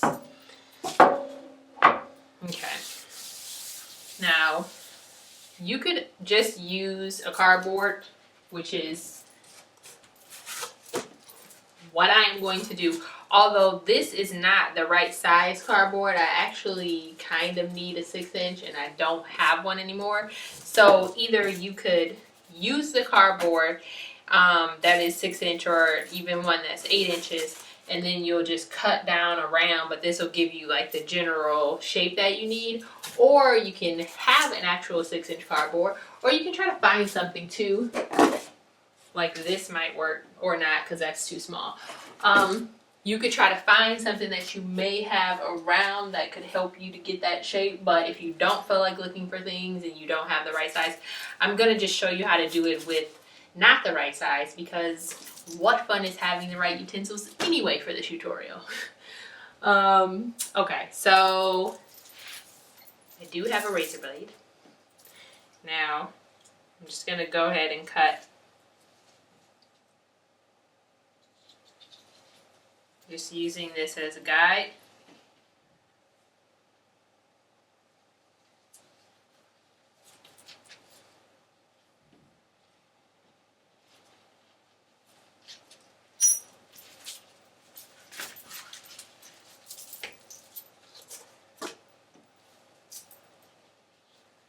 Okay, and then I just put a little water on top of this so that it will stick.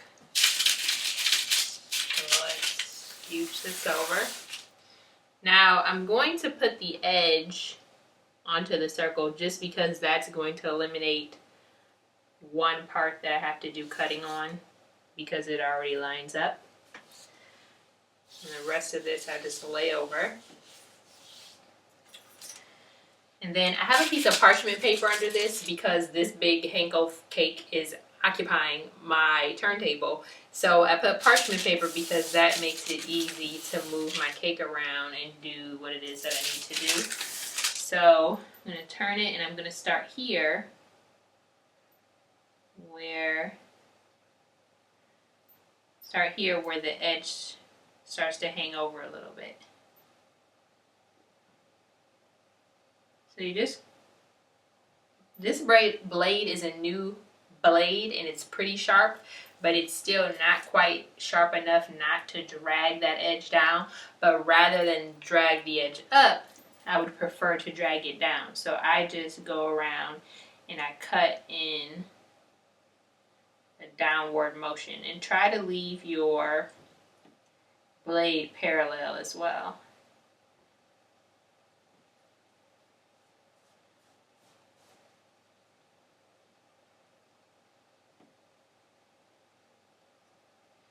If you don't leave your blade parallel to the cake, then you'll end up with an edge that's kind of beveled in, and that defeats the purpose of trying to do a sharp edge, of doing the paneling at all. Because if your edge is beveled in, then once you put the side paneling on, it'll have to bend in order to meet with this edge, and then it will still kind of look rounded anyway. So it's important that you keep your knife straight up and down.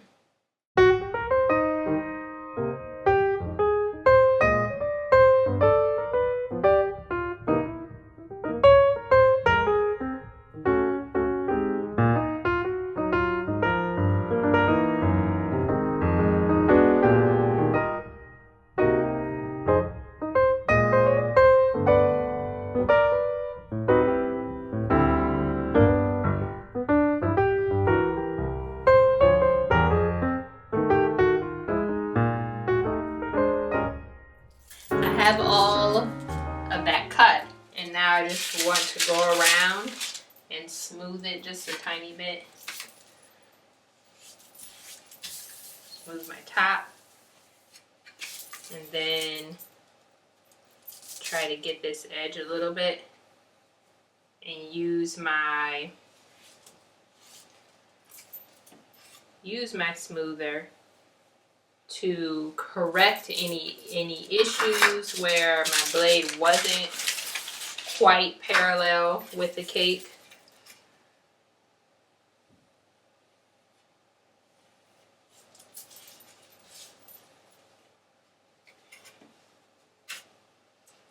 And you can even use these as well to help you with that part.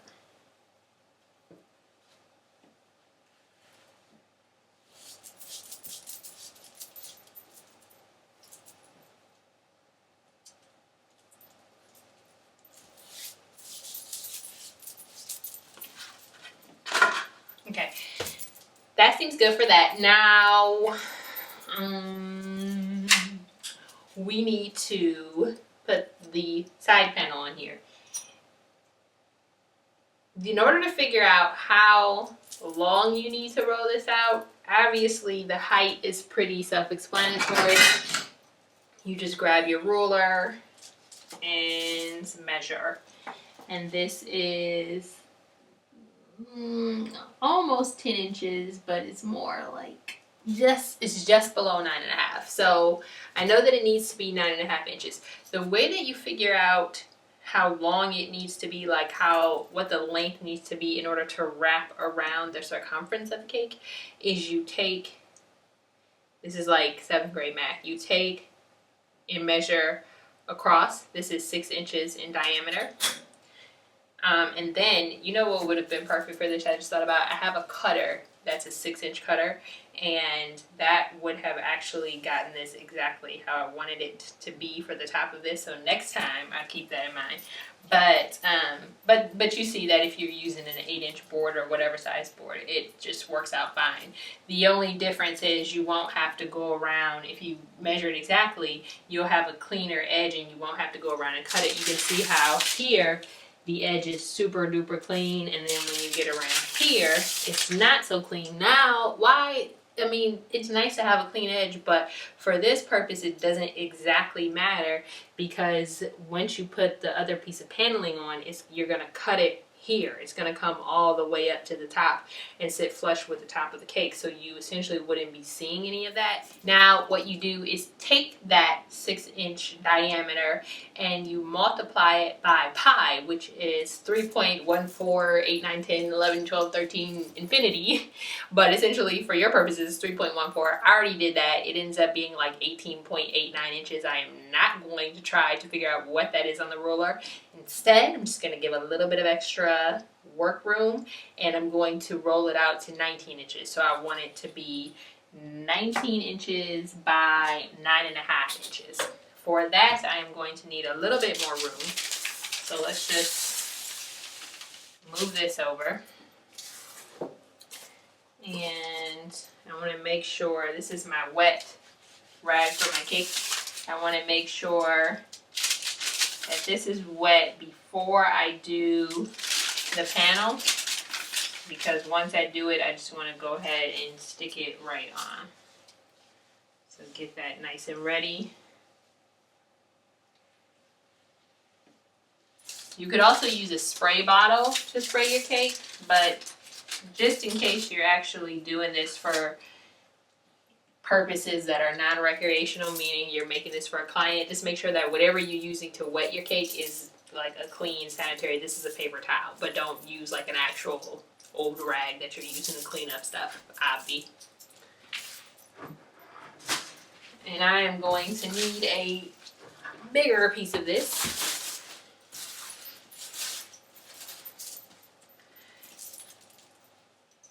I probably don't need it to be this big. Actually, yeah, I don't need this much. So I'm going to take a little bit of this off, because if you end up with too much fondant, it seems like the more it will be better for you, but actually it will be worse for you, especially if you're limited on space, because then you have to try and figure out how to get all of this fondant rolled out thin enough when you need like probably a third of the amount that you're actually using. This still might even be too much, but I'm going to leave it like this. Alright, so I'm going to stop saying alright so to begin with. I can't, it's like such a habit, I'm sorry, I'm really sorry. But I didn't notice it until I like watched this tutorial back the last time, another tutorial with the candy melting technique, and it was just like, I said alright so a gajillion times, and I also edited myself saying alright so probably 2 times as much as I actually ended up saying it in the tutorial. So that goes to show you how much I actually say that word, that and actually.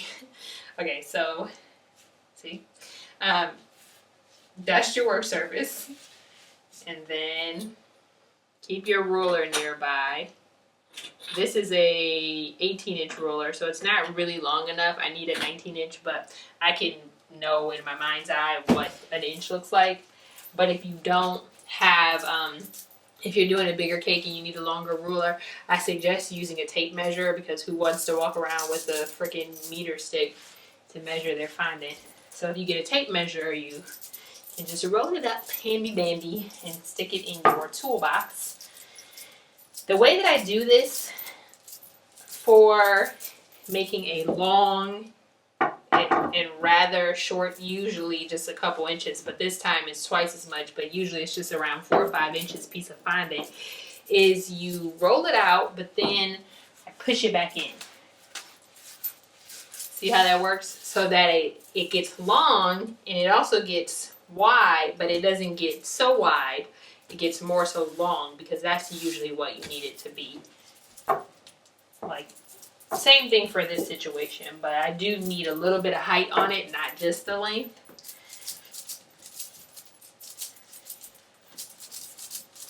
You just want to make sure you're not using up you're finding to do more height than you actually need and not actually getting the length that you're going to require to cover the side of the cake.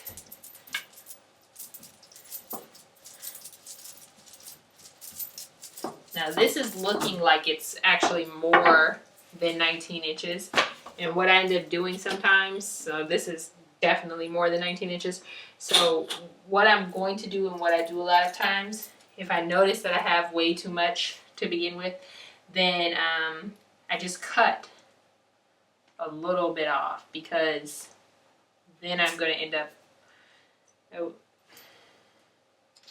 you have to be careful with these blades, because sometimes if you're not paying attention, you can end up using the wrong side of the blade. And I've done that before, where I've pushed my finger into the sharp part of the blade while I'm trying to cut the fondant with the dull part of the blade. Very silly and not fun at all.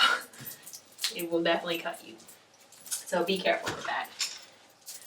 Alright, so you just cut off a little piece. Unless you have a ton of room and you feel like gaining some muscles, then you can just keep rolling fondant that you don't need. Fine with me, no sweat off my back.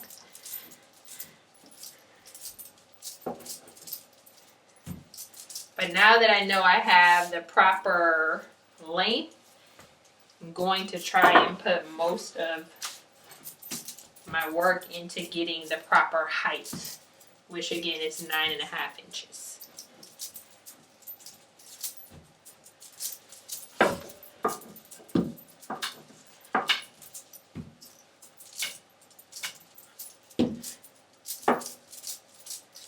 Alright, let's see where we are.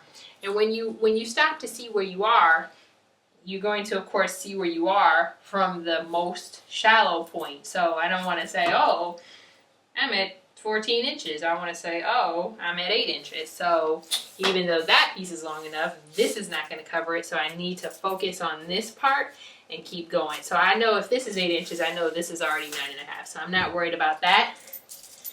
My main concern is getting that middle part. And also, you're going to make sure you want to just lift this up a little bit so that it's not sticking. So with the part that I know is long enough, my concern is just going to be now getting it uniformly thin. You don't want one part to be really fat daddy and the other part to be really thin. So you want to do your best to get it uniform in that regard. And then to getting your shortest part up to par with the rest of the fondant.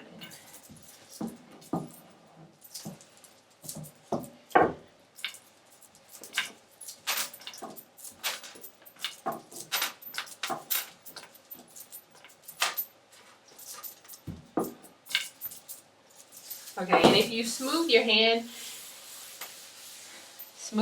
over the fondant, you can actually feel if it's uniform, because you can feel where the lumps and bumps are. You can feel where it doesn't quite flatten out and where it's a little bit thicker. So when you feel the areas that are much thicker, then you can go ahead and roll those out.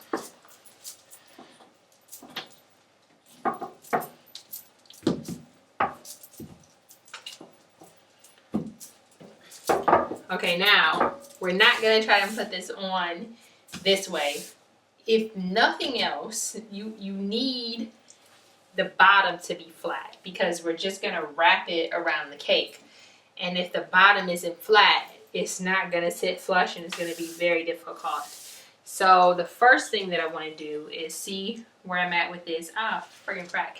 We're not even. See, it's not even at 9.5 inches. And I may not end up needing 9.5 inches, but I might. So I'm going to just try and get that. It's a little bit taller. It was just short of 9 inches.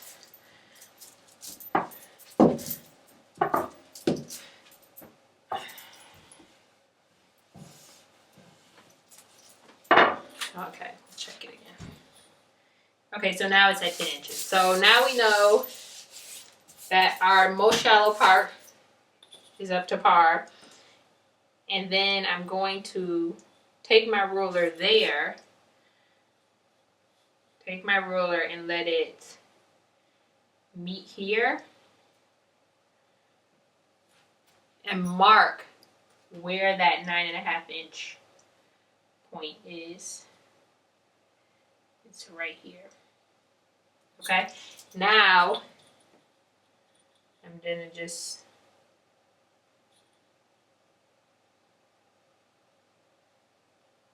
that's weird. Okay,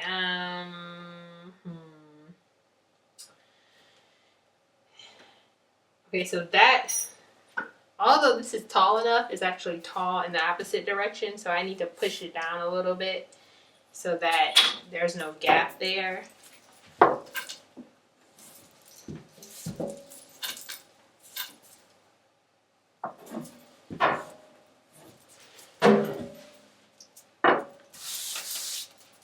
I want to just, oh, dang, come on, buddy. Be careful of that. I want to just smooth this down a little bit, smooth out these wrinkles before we get it up to put it on the cake. And we will smooth it when we get it on the cake, but the less smoothing that needs to be done on the cake, the better.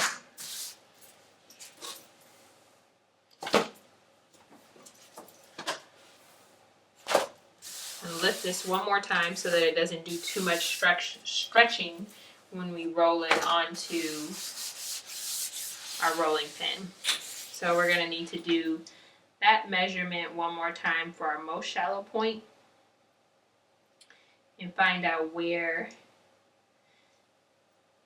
its 9.5 inch mark is. And this is sort of annoying because I already put this cut in here, so I feel like that could maybe end up being an issue because now the 9.5 mark is kind of like a little bit lower down here, but I don't know. Let me measure this one more time. Yeah, so it definitely needs to be at least 9.5 inches, so just my luck. I need to make this a little, measure it up once again. From the very top of there. Okay, and now I see that my 9.5 mark is right here. I think I should be good this time. Alright, now I want to cut across as evenly as I possibly can.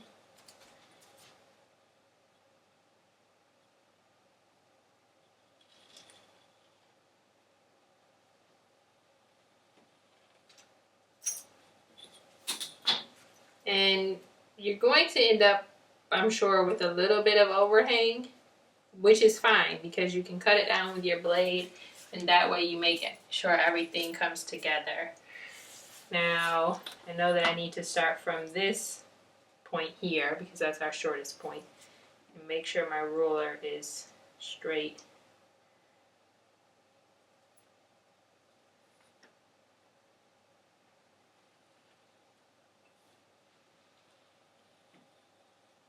Now this ruler is 18 inches, so we only need to go about 1 more inch over. That was more than 1 inch, but that's okay. And then I'm going to bring it down in a straight line. And same thing over here, bring it down in a straight line.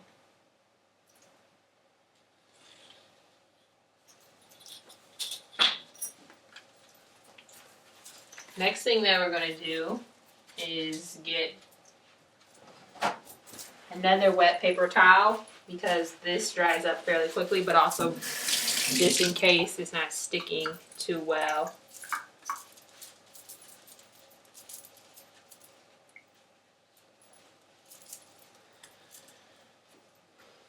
Okay, and then put a little bit of powdered sugar over here, just like we did before, so that when we roll it up, it's not sticking to itself.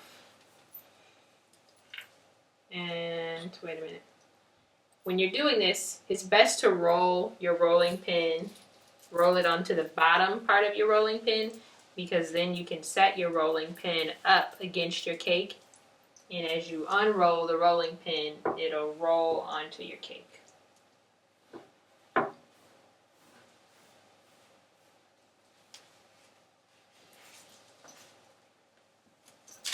so you move the cake over. Again, make sure everything is wet here. Alright, then lift this up. And I want to decide where the back of my cake is going to be. This cake is pretty perfect all around. So I don't really have a point at which to say, okay, this needs to be the back. But I guess since this side over here has the cleanest edge where we didn't need to cut it, I'll make the opposite side of it the back. So this will be our front. Alright, now put your rolling pin down and let your fondant fall against it. And then just want to bring your fondant around.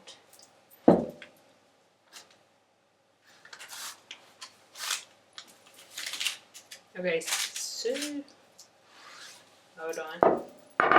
Somehow my fondant doesn't seem to be fitting onto the cake, which is grand.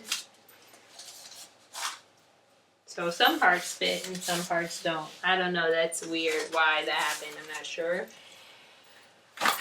But we're gonna have to do it again. So if that ever happens, it's not really like with, no, why did that happen? That was so odd. Hold on, let's see. Maybe I just didn't know.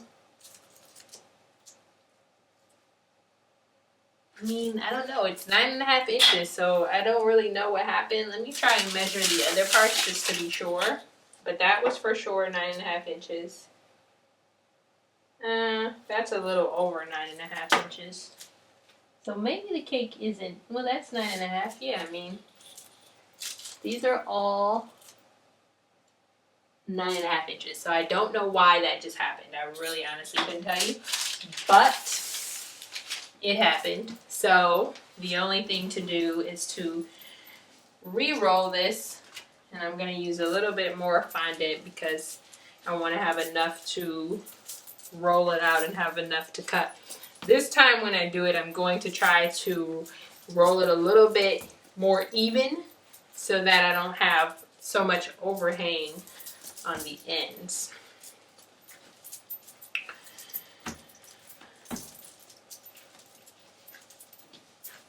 So it's okay. I mean, it's frustrating when that happens, but you just pull your fondant off, re-roll it, and start again. And maybe try to measure a little bit better. And this is exactly why I mentioned earlier that I'm not a measuring kind of person. It's because I feel like every time I measure things, it doesn't matter what I measured. It still is never like quite right, or it's never quite what I actually measured, which is odd. Math has never been fun or my strong point, but I mean, basic measurements shouldn't be that challenging, but for me they are a little challenging, so I don't know, go figure.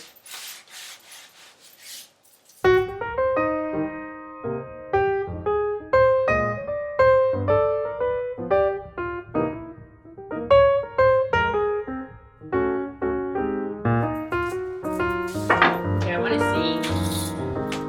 That's definitely 19 inches. So now that I know I have that under control, I'm going to focus on getting my height right. And I think what I'll do this time, just to make sure I don't have that same issue as again, is I'm going to get it to be 10 inches all the way.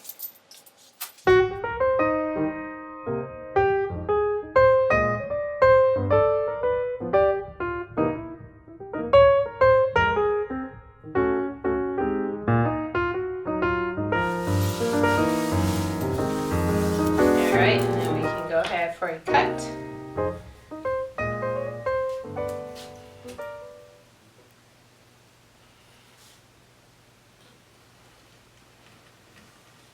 I know that my ruler is 18 inches, so I'm going to go a little bit further, a little bit over an inch, about 2.5 inches further there. And then make sure I go up 10 inches.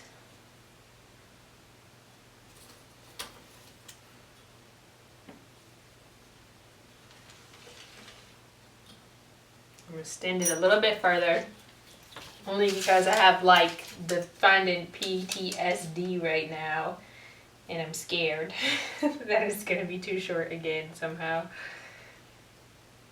Now that I'm thinking about it, what could have happened is it could have been that the length measurement wasn't straight. I could have maybe have gotten it on a slant, and then it would have ended up like going shorter instead of staying parallel if these lines here weren't actually parallel. That makes sense. I think that is probably what happened. So moral of the story is make sure that your ruler is straight so that your top and bottom lines stay parallel, and that the space in between each line stays consistent the entire length of the piece of fondant.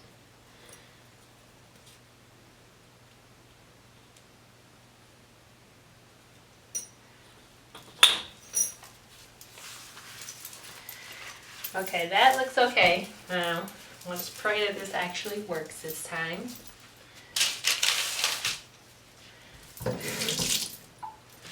Sweat it up again.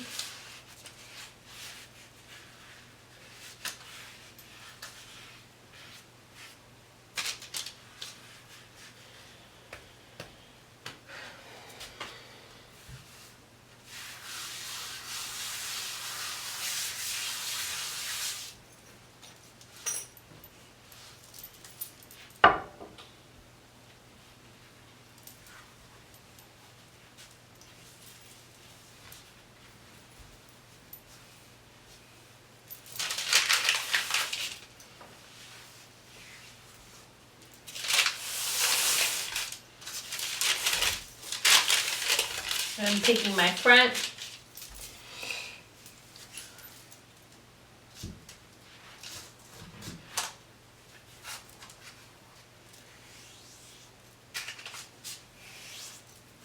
Okay, that is much better. So then you just bring it around. Make sure that it'll try to like drag. So just make sure that you're lifting it at the bottom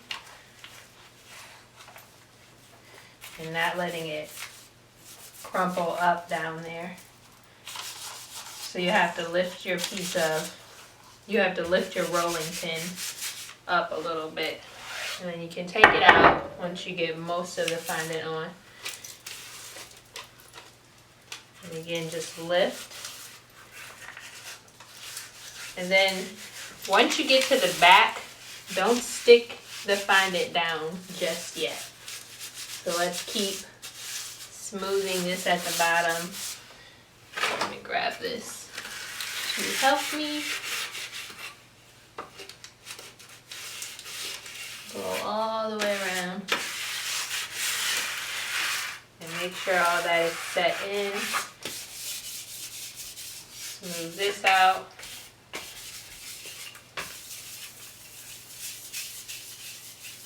And just keep holding that back piece for a moment. I'll show you why in a second.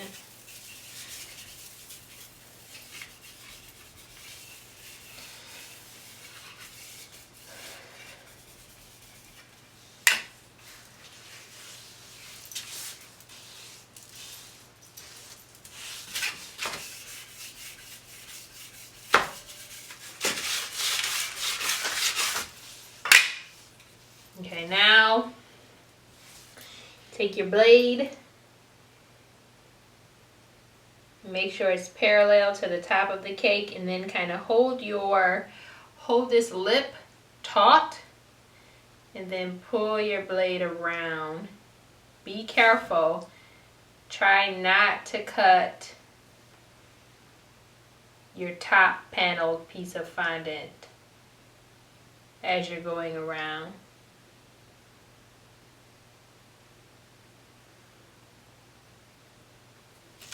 Turn this a little bit so you can see what I'm doing still.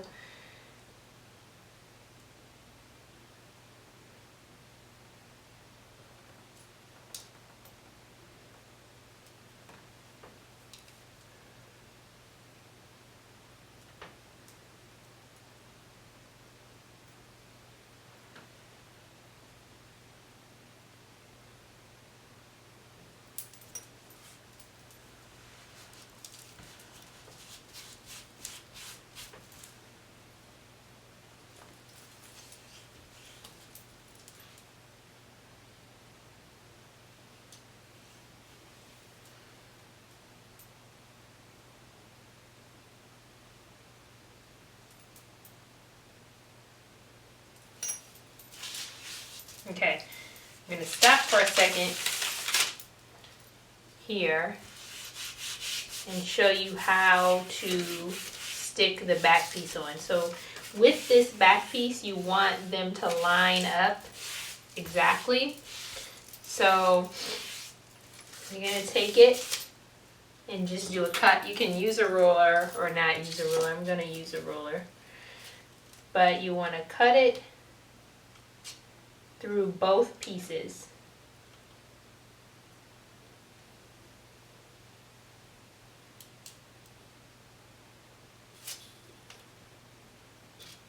And then you take this piece off and you lift. That didn't go all the way through. So let's do that again.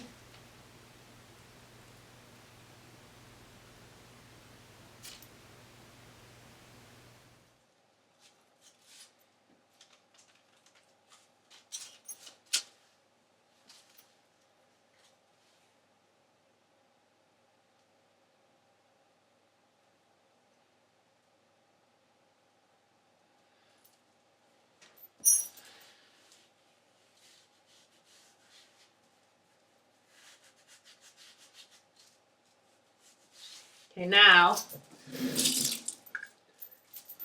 you can take your water and stick that together.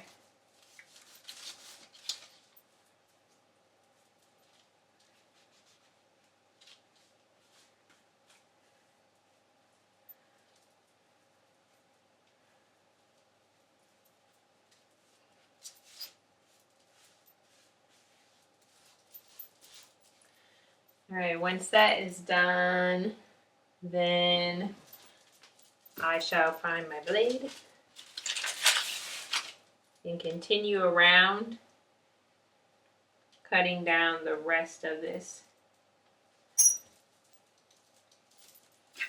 Okay, now I want to smooth it a little bit before I stick it together.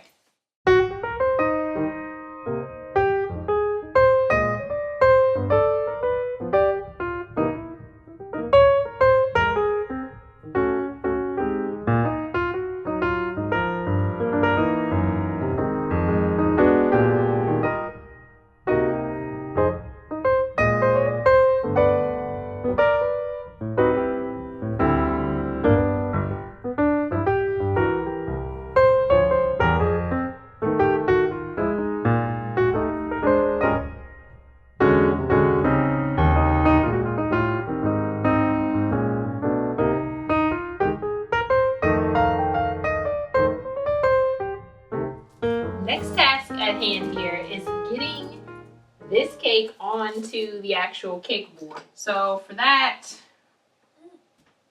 okay, I'm going to find my front again, just to be sure.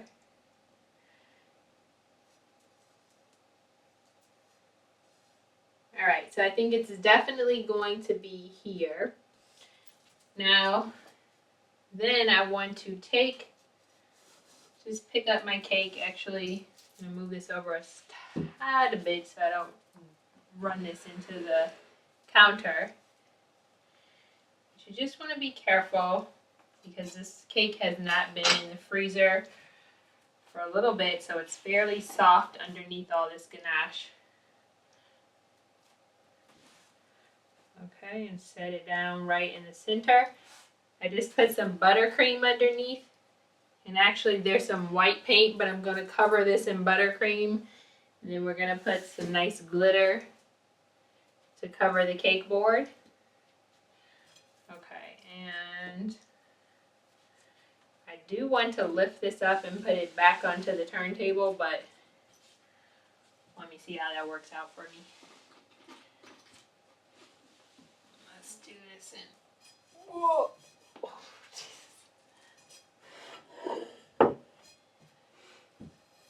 Okay.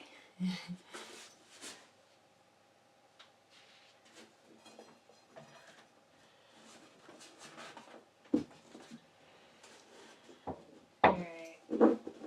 Get it centered on there. Okay, that's good. So now I can turn this so you can see a little better what the front looks like there. This board is not as sturdy, so it's causing a little bit of cracking, but that's okay because we're gonna put the panels on the cake now. It's important that we not get chocolate on the paneling, as they are going to remain white for the most part. Okay?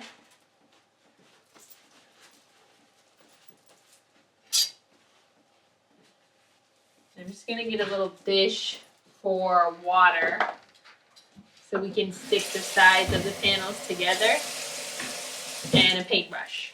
I also have my razor blade so I can cut the paneling down. And you want to make the sides of your cake wet again so that the paneling will stick. I'm going to start with the front.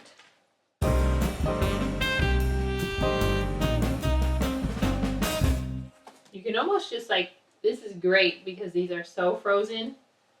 You can almost just pick it up as is. Oh man, okay. This is actually a tad bit short. So although it's frozen, I'm going to try to push it into place. But it's okay that it's just a little short.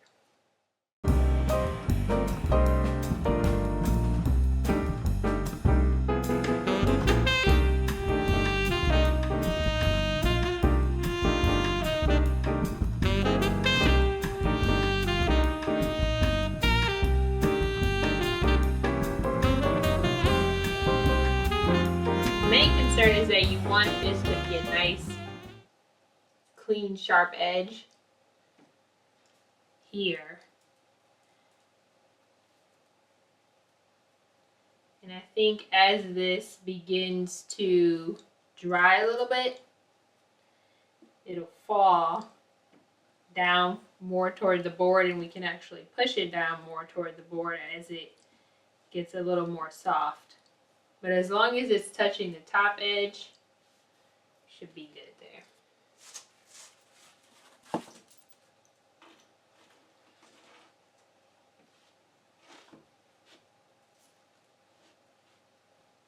That piece fits. This is actually almost perfect. Almost.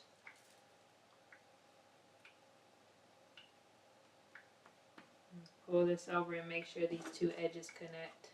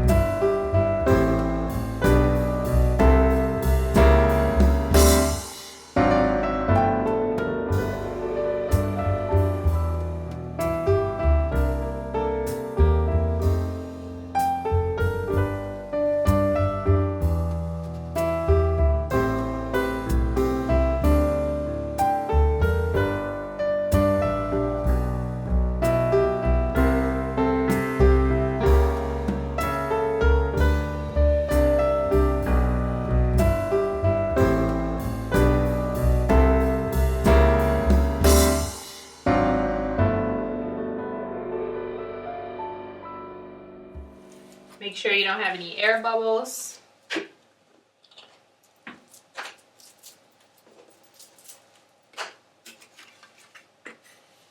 Like here. And be careful not to pull your fondant too much.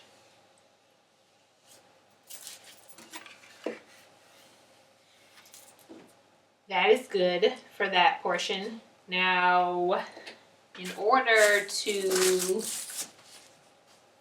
get this cake to be gold on part of it, we're going to need to make an indentation, almost like a square or a rectangle within a rectangle. All right, so I am going to use a ruler for that. So let me grab the ruler.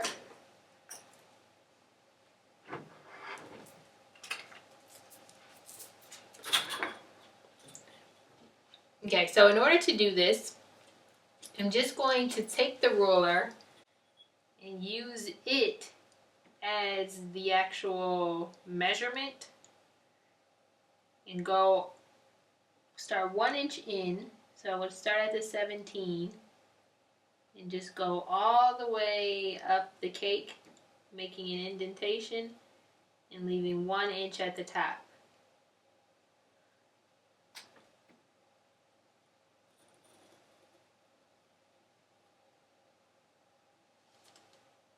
Okay, just like that. So I'm just using the other end of the quilting tool. Also, what you can do is just use the edge of your ruler and push it in. If you don't have something like the edge of a quilting tool, although you should, but the ruler is giving a nice indentation as well. So either way is fine.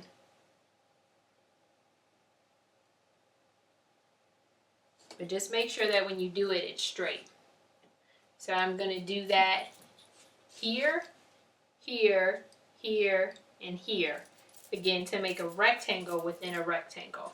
So let me do it and then I will show you what I am talking about.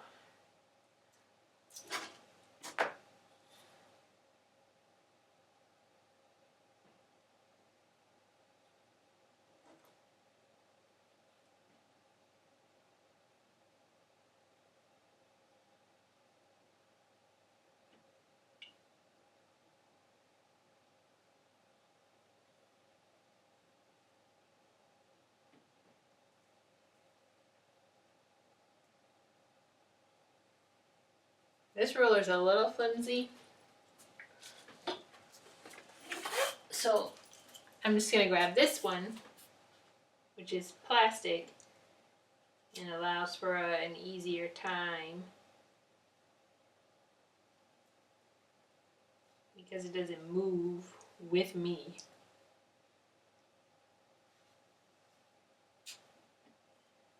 Okay, so you see that? The indentation there? And then we just want to do one on the downgrade.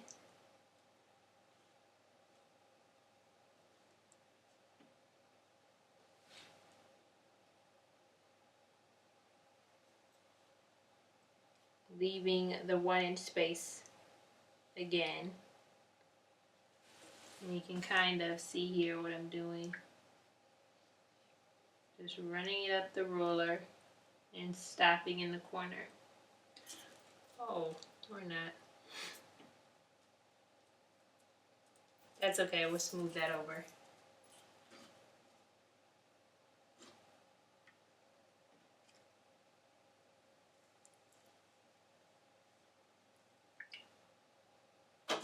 So just don't press too hard in with the ruler like I did here and here. Could probably just use some water to smooth that out.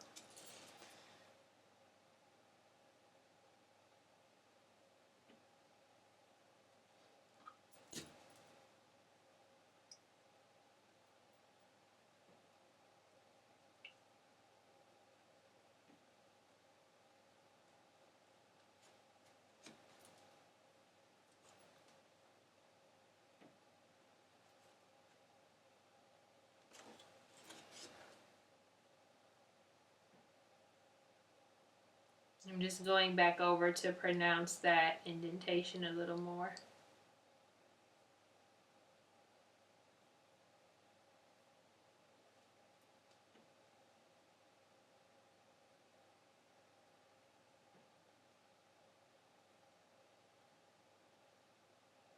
Okay, now I'm just going to keep going around each side and doing the exact same thing. What I do want to point out is when you do it on the other sides, it'll probably be better if you make sure that your ruler is lined up with the top and the bottom. It's not so important on the edges, but you don't want one side of this to be up here and then one side to be a little down here and then one side to be up here. You have to be very precise if you're going to do this design. Now, if you wanted to do the original design, which was going to just be having this all black, what you would do here is either just have used black fondant, or you would go about just cover this top part with saran wrap and then spray paint, or you could just regular paint this whole part black. And then this part is going to be the gold part.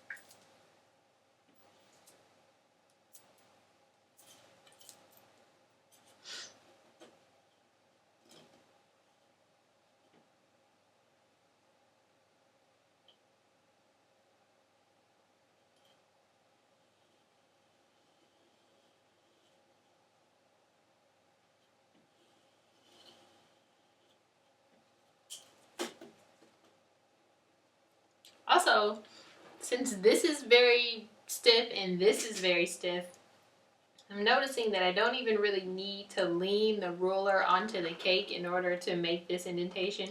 If you just put it up to the cake and then put it up to the cake where you want it, and then just lean your tool onto the ruler to guide it and then come across. That works too. And this way you don't have to worry about making any unwanted indentations into the cake with the end of your ruler.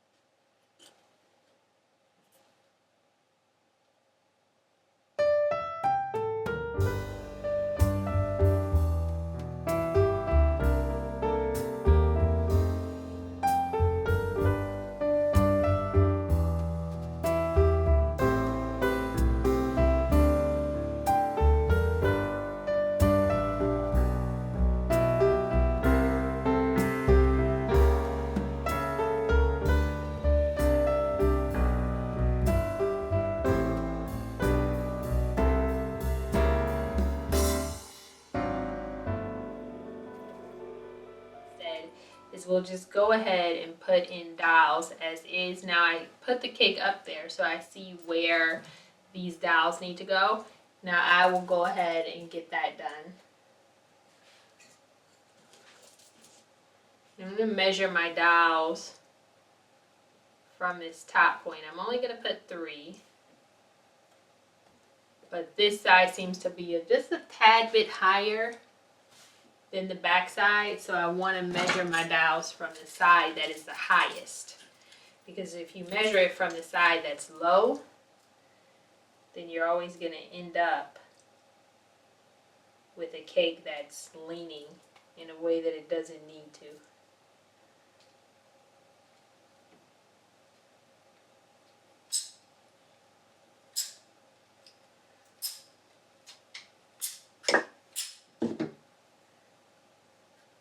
That seemed a little weird, so I'm putting it back in to measure. Okay, that's perfect. So we'll cut the rest of the dowel pieces in the same way that we did before.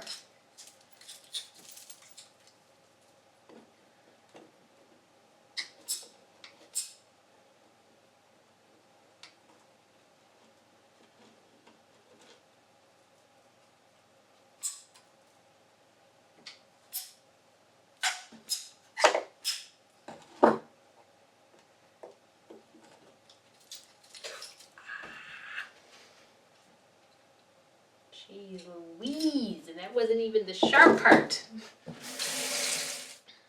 I'm gonna go find something to take care of this, and then I'm going to come back and this is already gonna be done. And I'm just gonna put a little buttercream for it to stick and then put this piece on top. Now that my traumatic injury is over, I didn't have any band-aids, so I made myself a sad little makeshift situation with some paper towel and a rubber band and a piece of saran wrap. This is very, very sad. I just want to stop and go to bed, but I'm going to continue and finish this cake for you guys. The next thing that you want to do is take the gold highlighter, and I have some alcohol in here. You can do vodka, you can do extract, whatever you like. And I got a good tube of gold highlighter, which is not actually edible, so you want to make sure you advise your clients to remove the fondant that is gold, not to eat it, because this is not for eating, it's just for decoration. And I'm just going to paint. Now what you're going to paint, you want to be careful when you get to this part, but what you're going to paint is everything outside the line and everything that is yellow and all of this stuff on top. Okay? It's pretty self-explanatory. And I'm going to start off here with alcohol. And then I'm going to finish it with oil and gold highlighter because that gives a much better covering. But it just doesn't dry as well, which is why I'm starting with the alcohol.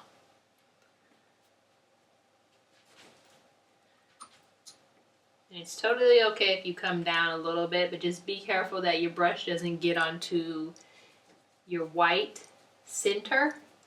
If it does happen to get onto the white center, then just hurry up and clean it off with vodka or extract or even just water. And you see, now you can see why all of these marks and all of this extra stuff doesn't really make a difference, because so much of this is just getting painted over in gold anyway.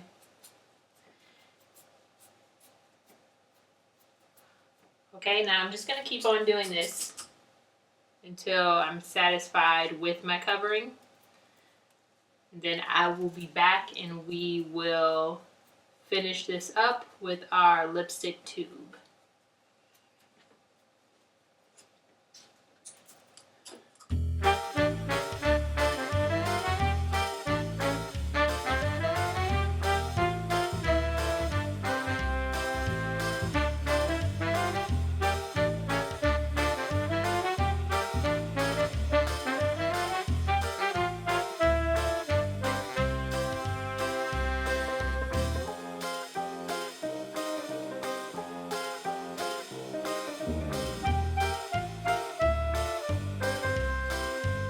Pretty much done with the painting. I may go back over this one more time just to do one last touch up, but this is pretty good. So what I did was I just went over it with the alcohol like I showed, and then went back over with the oil and the gold.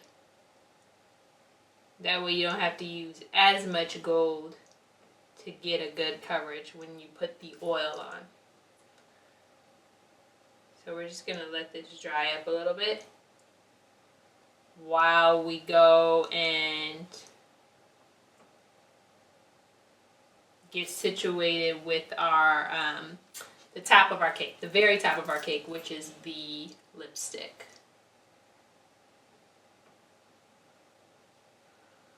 All right.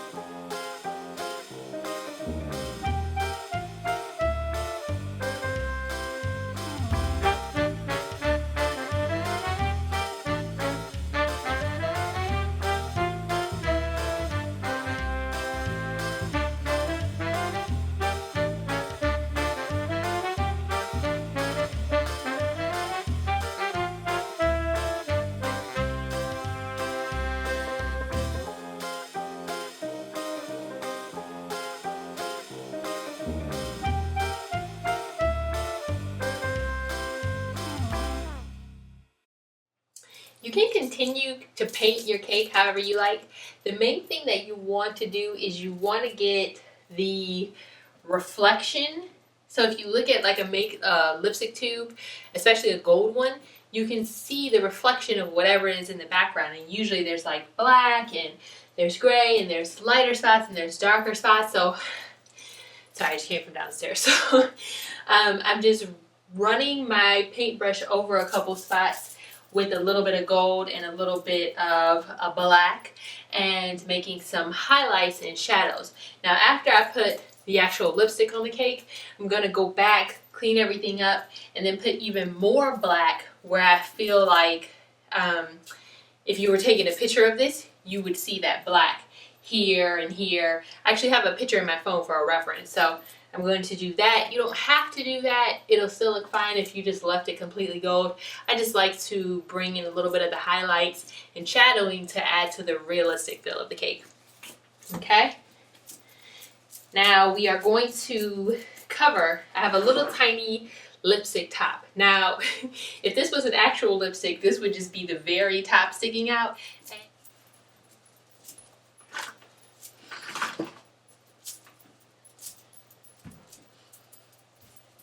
And you know what, actually, I'm just thinking as I'm rolling this out, because I know how difficult this is to actually get a piece of fondant on a shape such as this, especially if you have soft fondant like I do.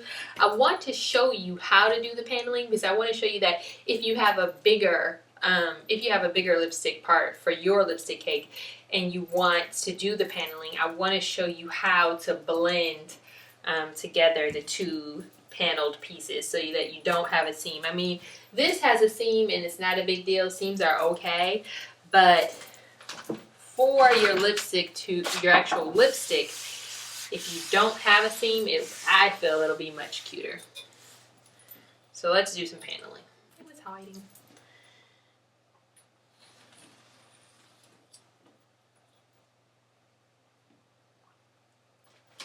I'm not measuring this because that cake is so small. I'm just gonna eyeball what it should be like.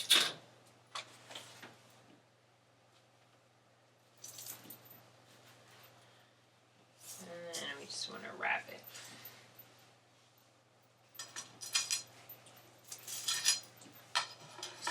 Move this over so maybe you can see a little bit.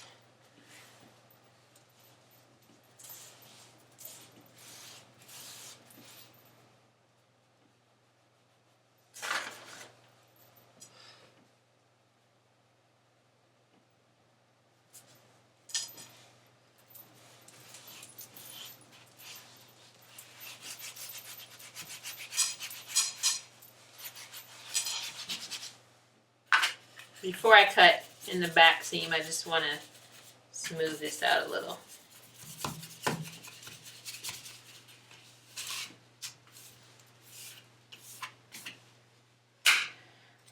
And just like we did the other piece, you want to cut your seam up and through.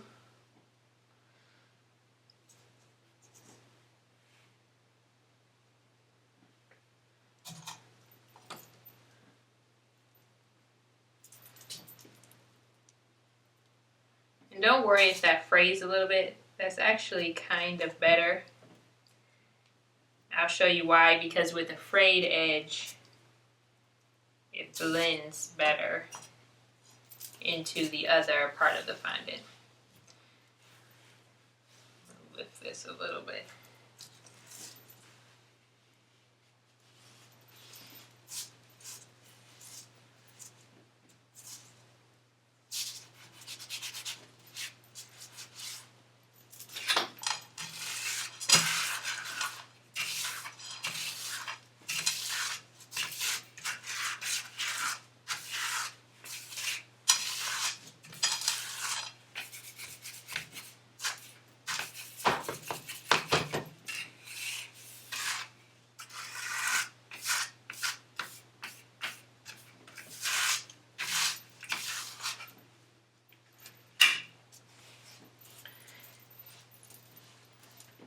Okay, and for this top piece, so we do want to cut it, but you want to leave a little bit of a fray. So as I cut it, I'm pushing it in. That's definitely on purpose because I want to be able to blend this easily. So I'm just pushing it inward into the cake.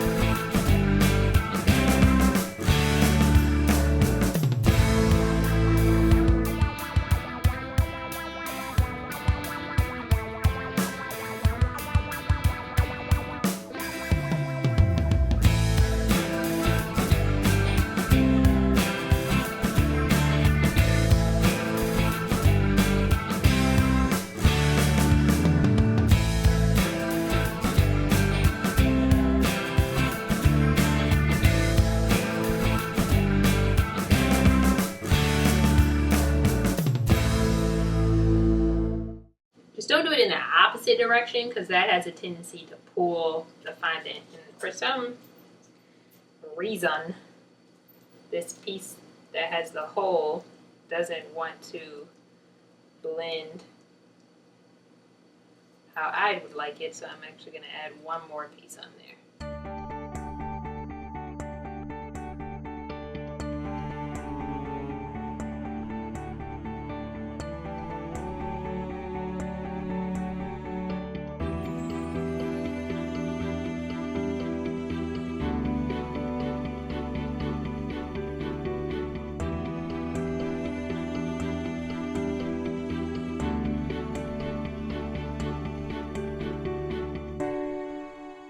My cake underneath is getting pretty soft, so I'm going to stop fiddling with it in that way and just make sure it's standing up tall.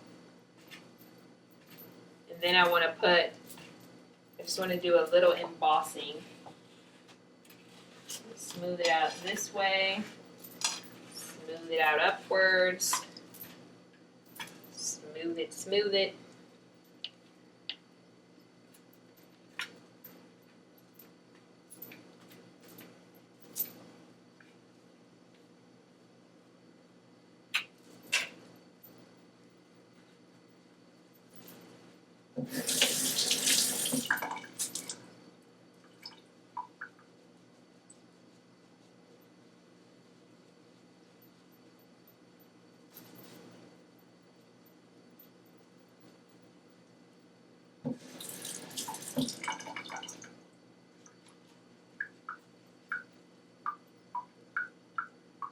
The wetter you get the paper towel to, the better. I mean, fondant's going to be pretty wet, so you do have to be careful about that, but definitely that blends the seams better.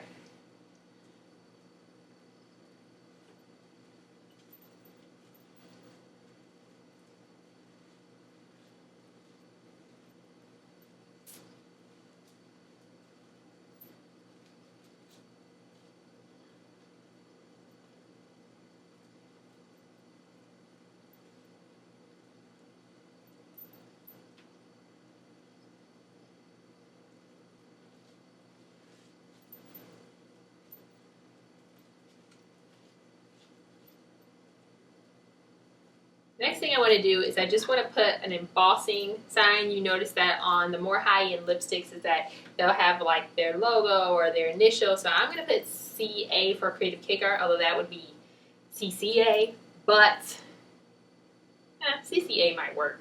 I think CA would be easier. So that's a nice touch that you can do for people. Either put like their birthdays, you can put their initials, you can put, if they have a logo, you can try and do their logo. Name of their business if you're doing this for a client, and that is, those are the kind of things that are going to set you apart from other people, are just paying attention to the details. Now I'm using a color, I forget what this is called, a color tool. The McGreevy Cakes recommends this, and I got them from Amazon, color shapers, and you use them for like sculpting. So I'm just using a color shaper, and I'm going to first do a light, just freehand C, okay? And then I'm going to come over a little bit and do the A right in the middle.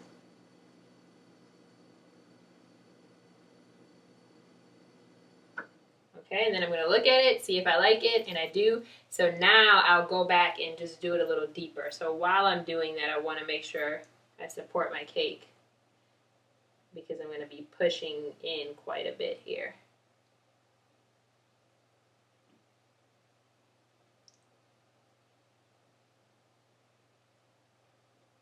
And the reason why I'm using the color shapers is because it helps me to really get in there without pulling the fondant. It kind of smooths it at the same time while you're doing this. Okay? So you can see that. All right, now I'm just going to go, smooth this up a little more. Go and put this in the freezer before we actually try to put it onto the cake because I think it's rather soft. So before we handle it too much more, Let's just stick it in the freezer real quick. Okay, here we go, home stretch. Now, we just need to take this off of the board and measure it up to the top to see where we should cut for that indentation. So I'm going to just place it up here and make sure it's centered.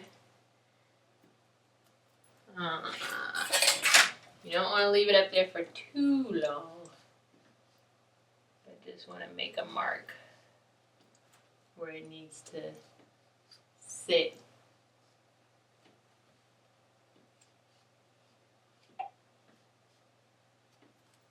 Okay.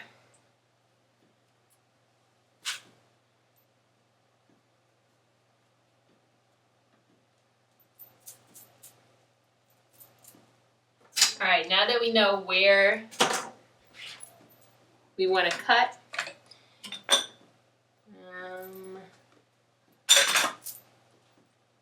I'm going to actually use my palette thing here because it's it's pretty sharp, almost like my razor blade.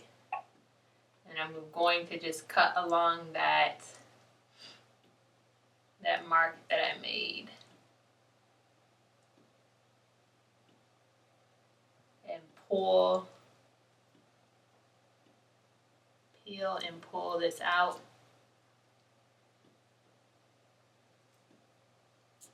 Don't peel too much of it out because you don't want to lose too much height off of the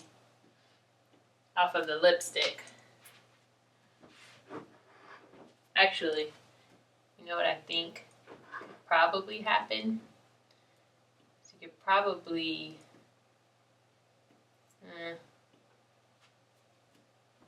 that's okay. Okay. So now I'm going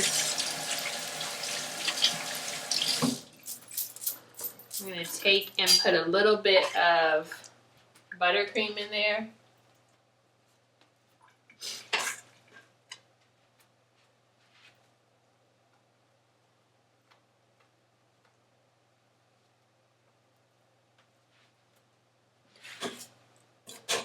Then now that is all set, I'm going to just measure my dowels. I'm going to put 2 in the back because things have a tendency to lean certain ways. And I think that the back part of this needs to have a little more support than does the front part. Especially because I think the back part of this is a little heavier.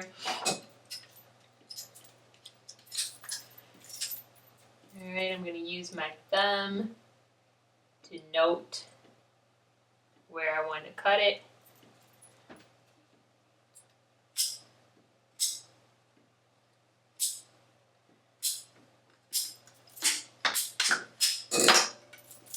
And do 2 more.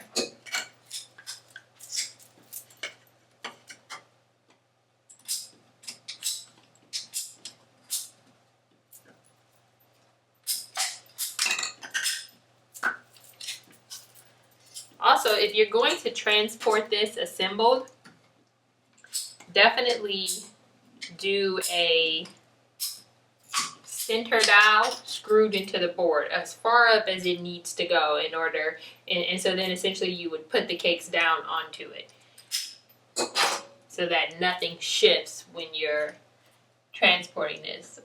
If not, you need to assemble this when you get to your site.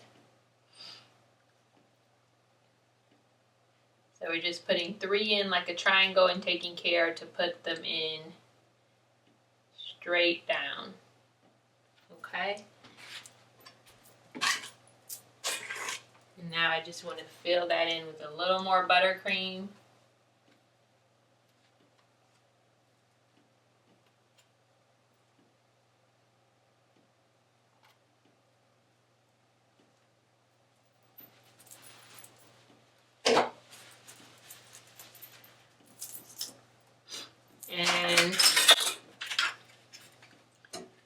one last opportunity to smooth out your cake, your lipstick part.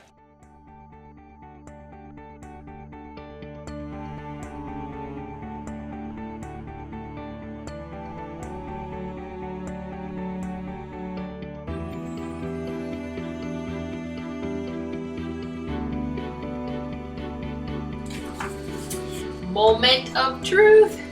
We are done. Got that right in there. I think it'll just look better if we put a little black on the edge and make the cake look like it's sitting in that hole. I mean, it is sitting in that hole, but you know what I'm talking about.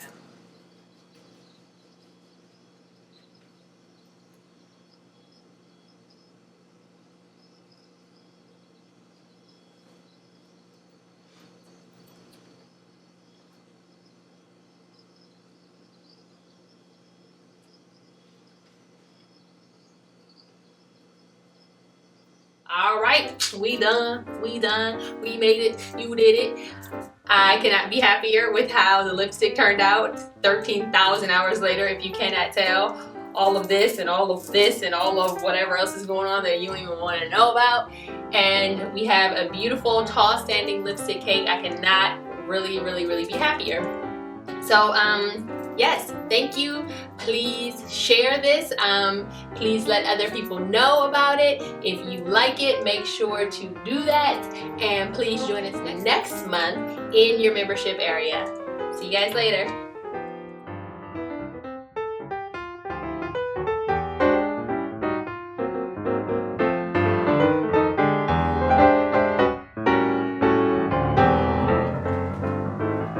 Sometimes you gotta like be a contortionist. Now I feel like freaking Teresa. Oh my god, I cannot talk today. Injured.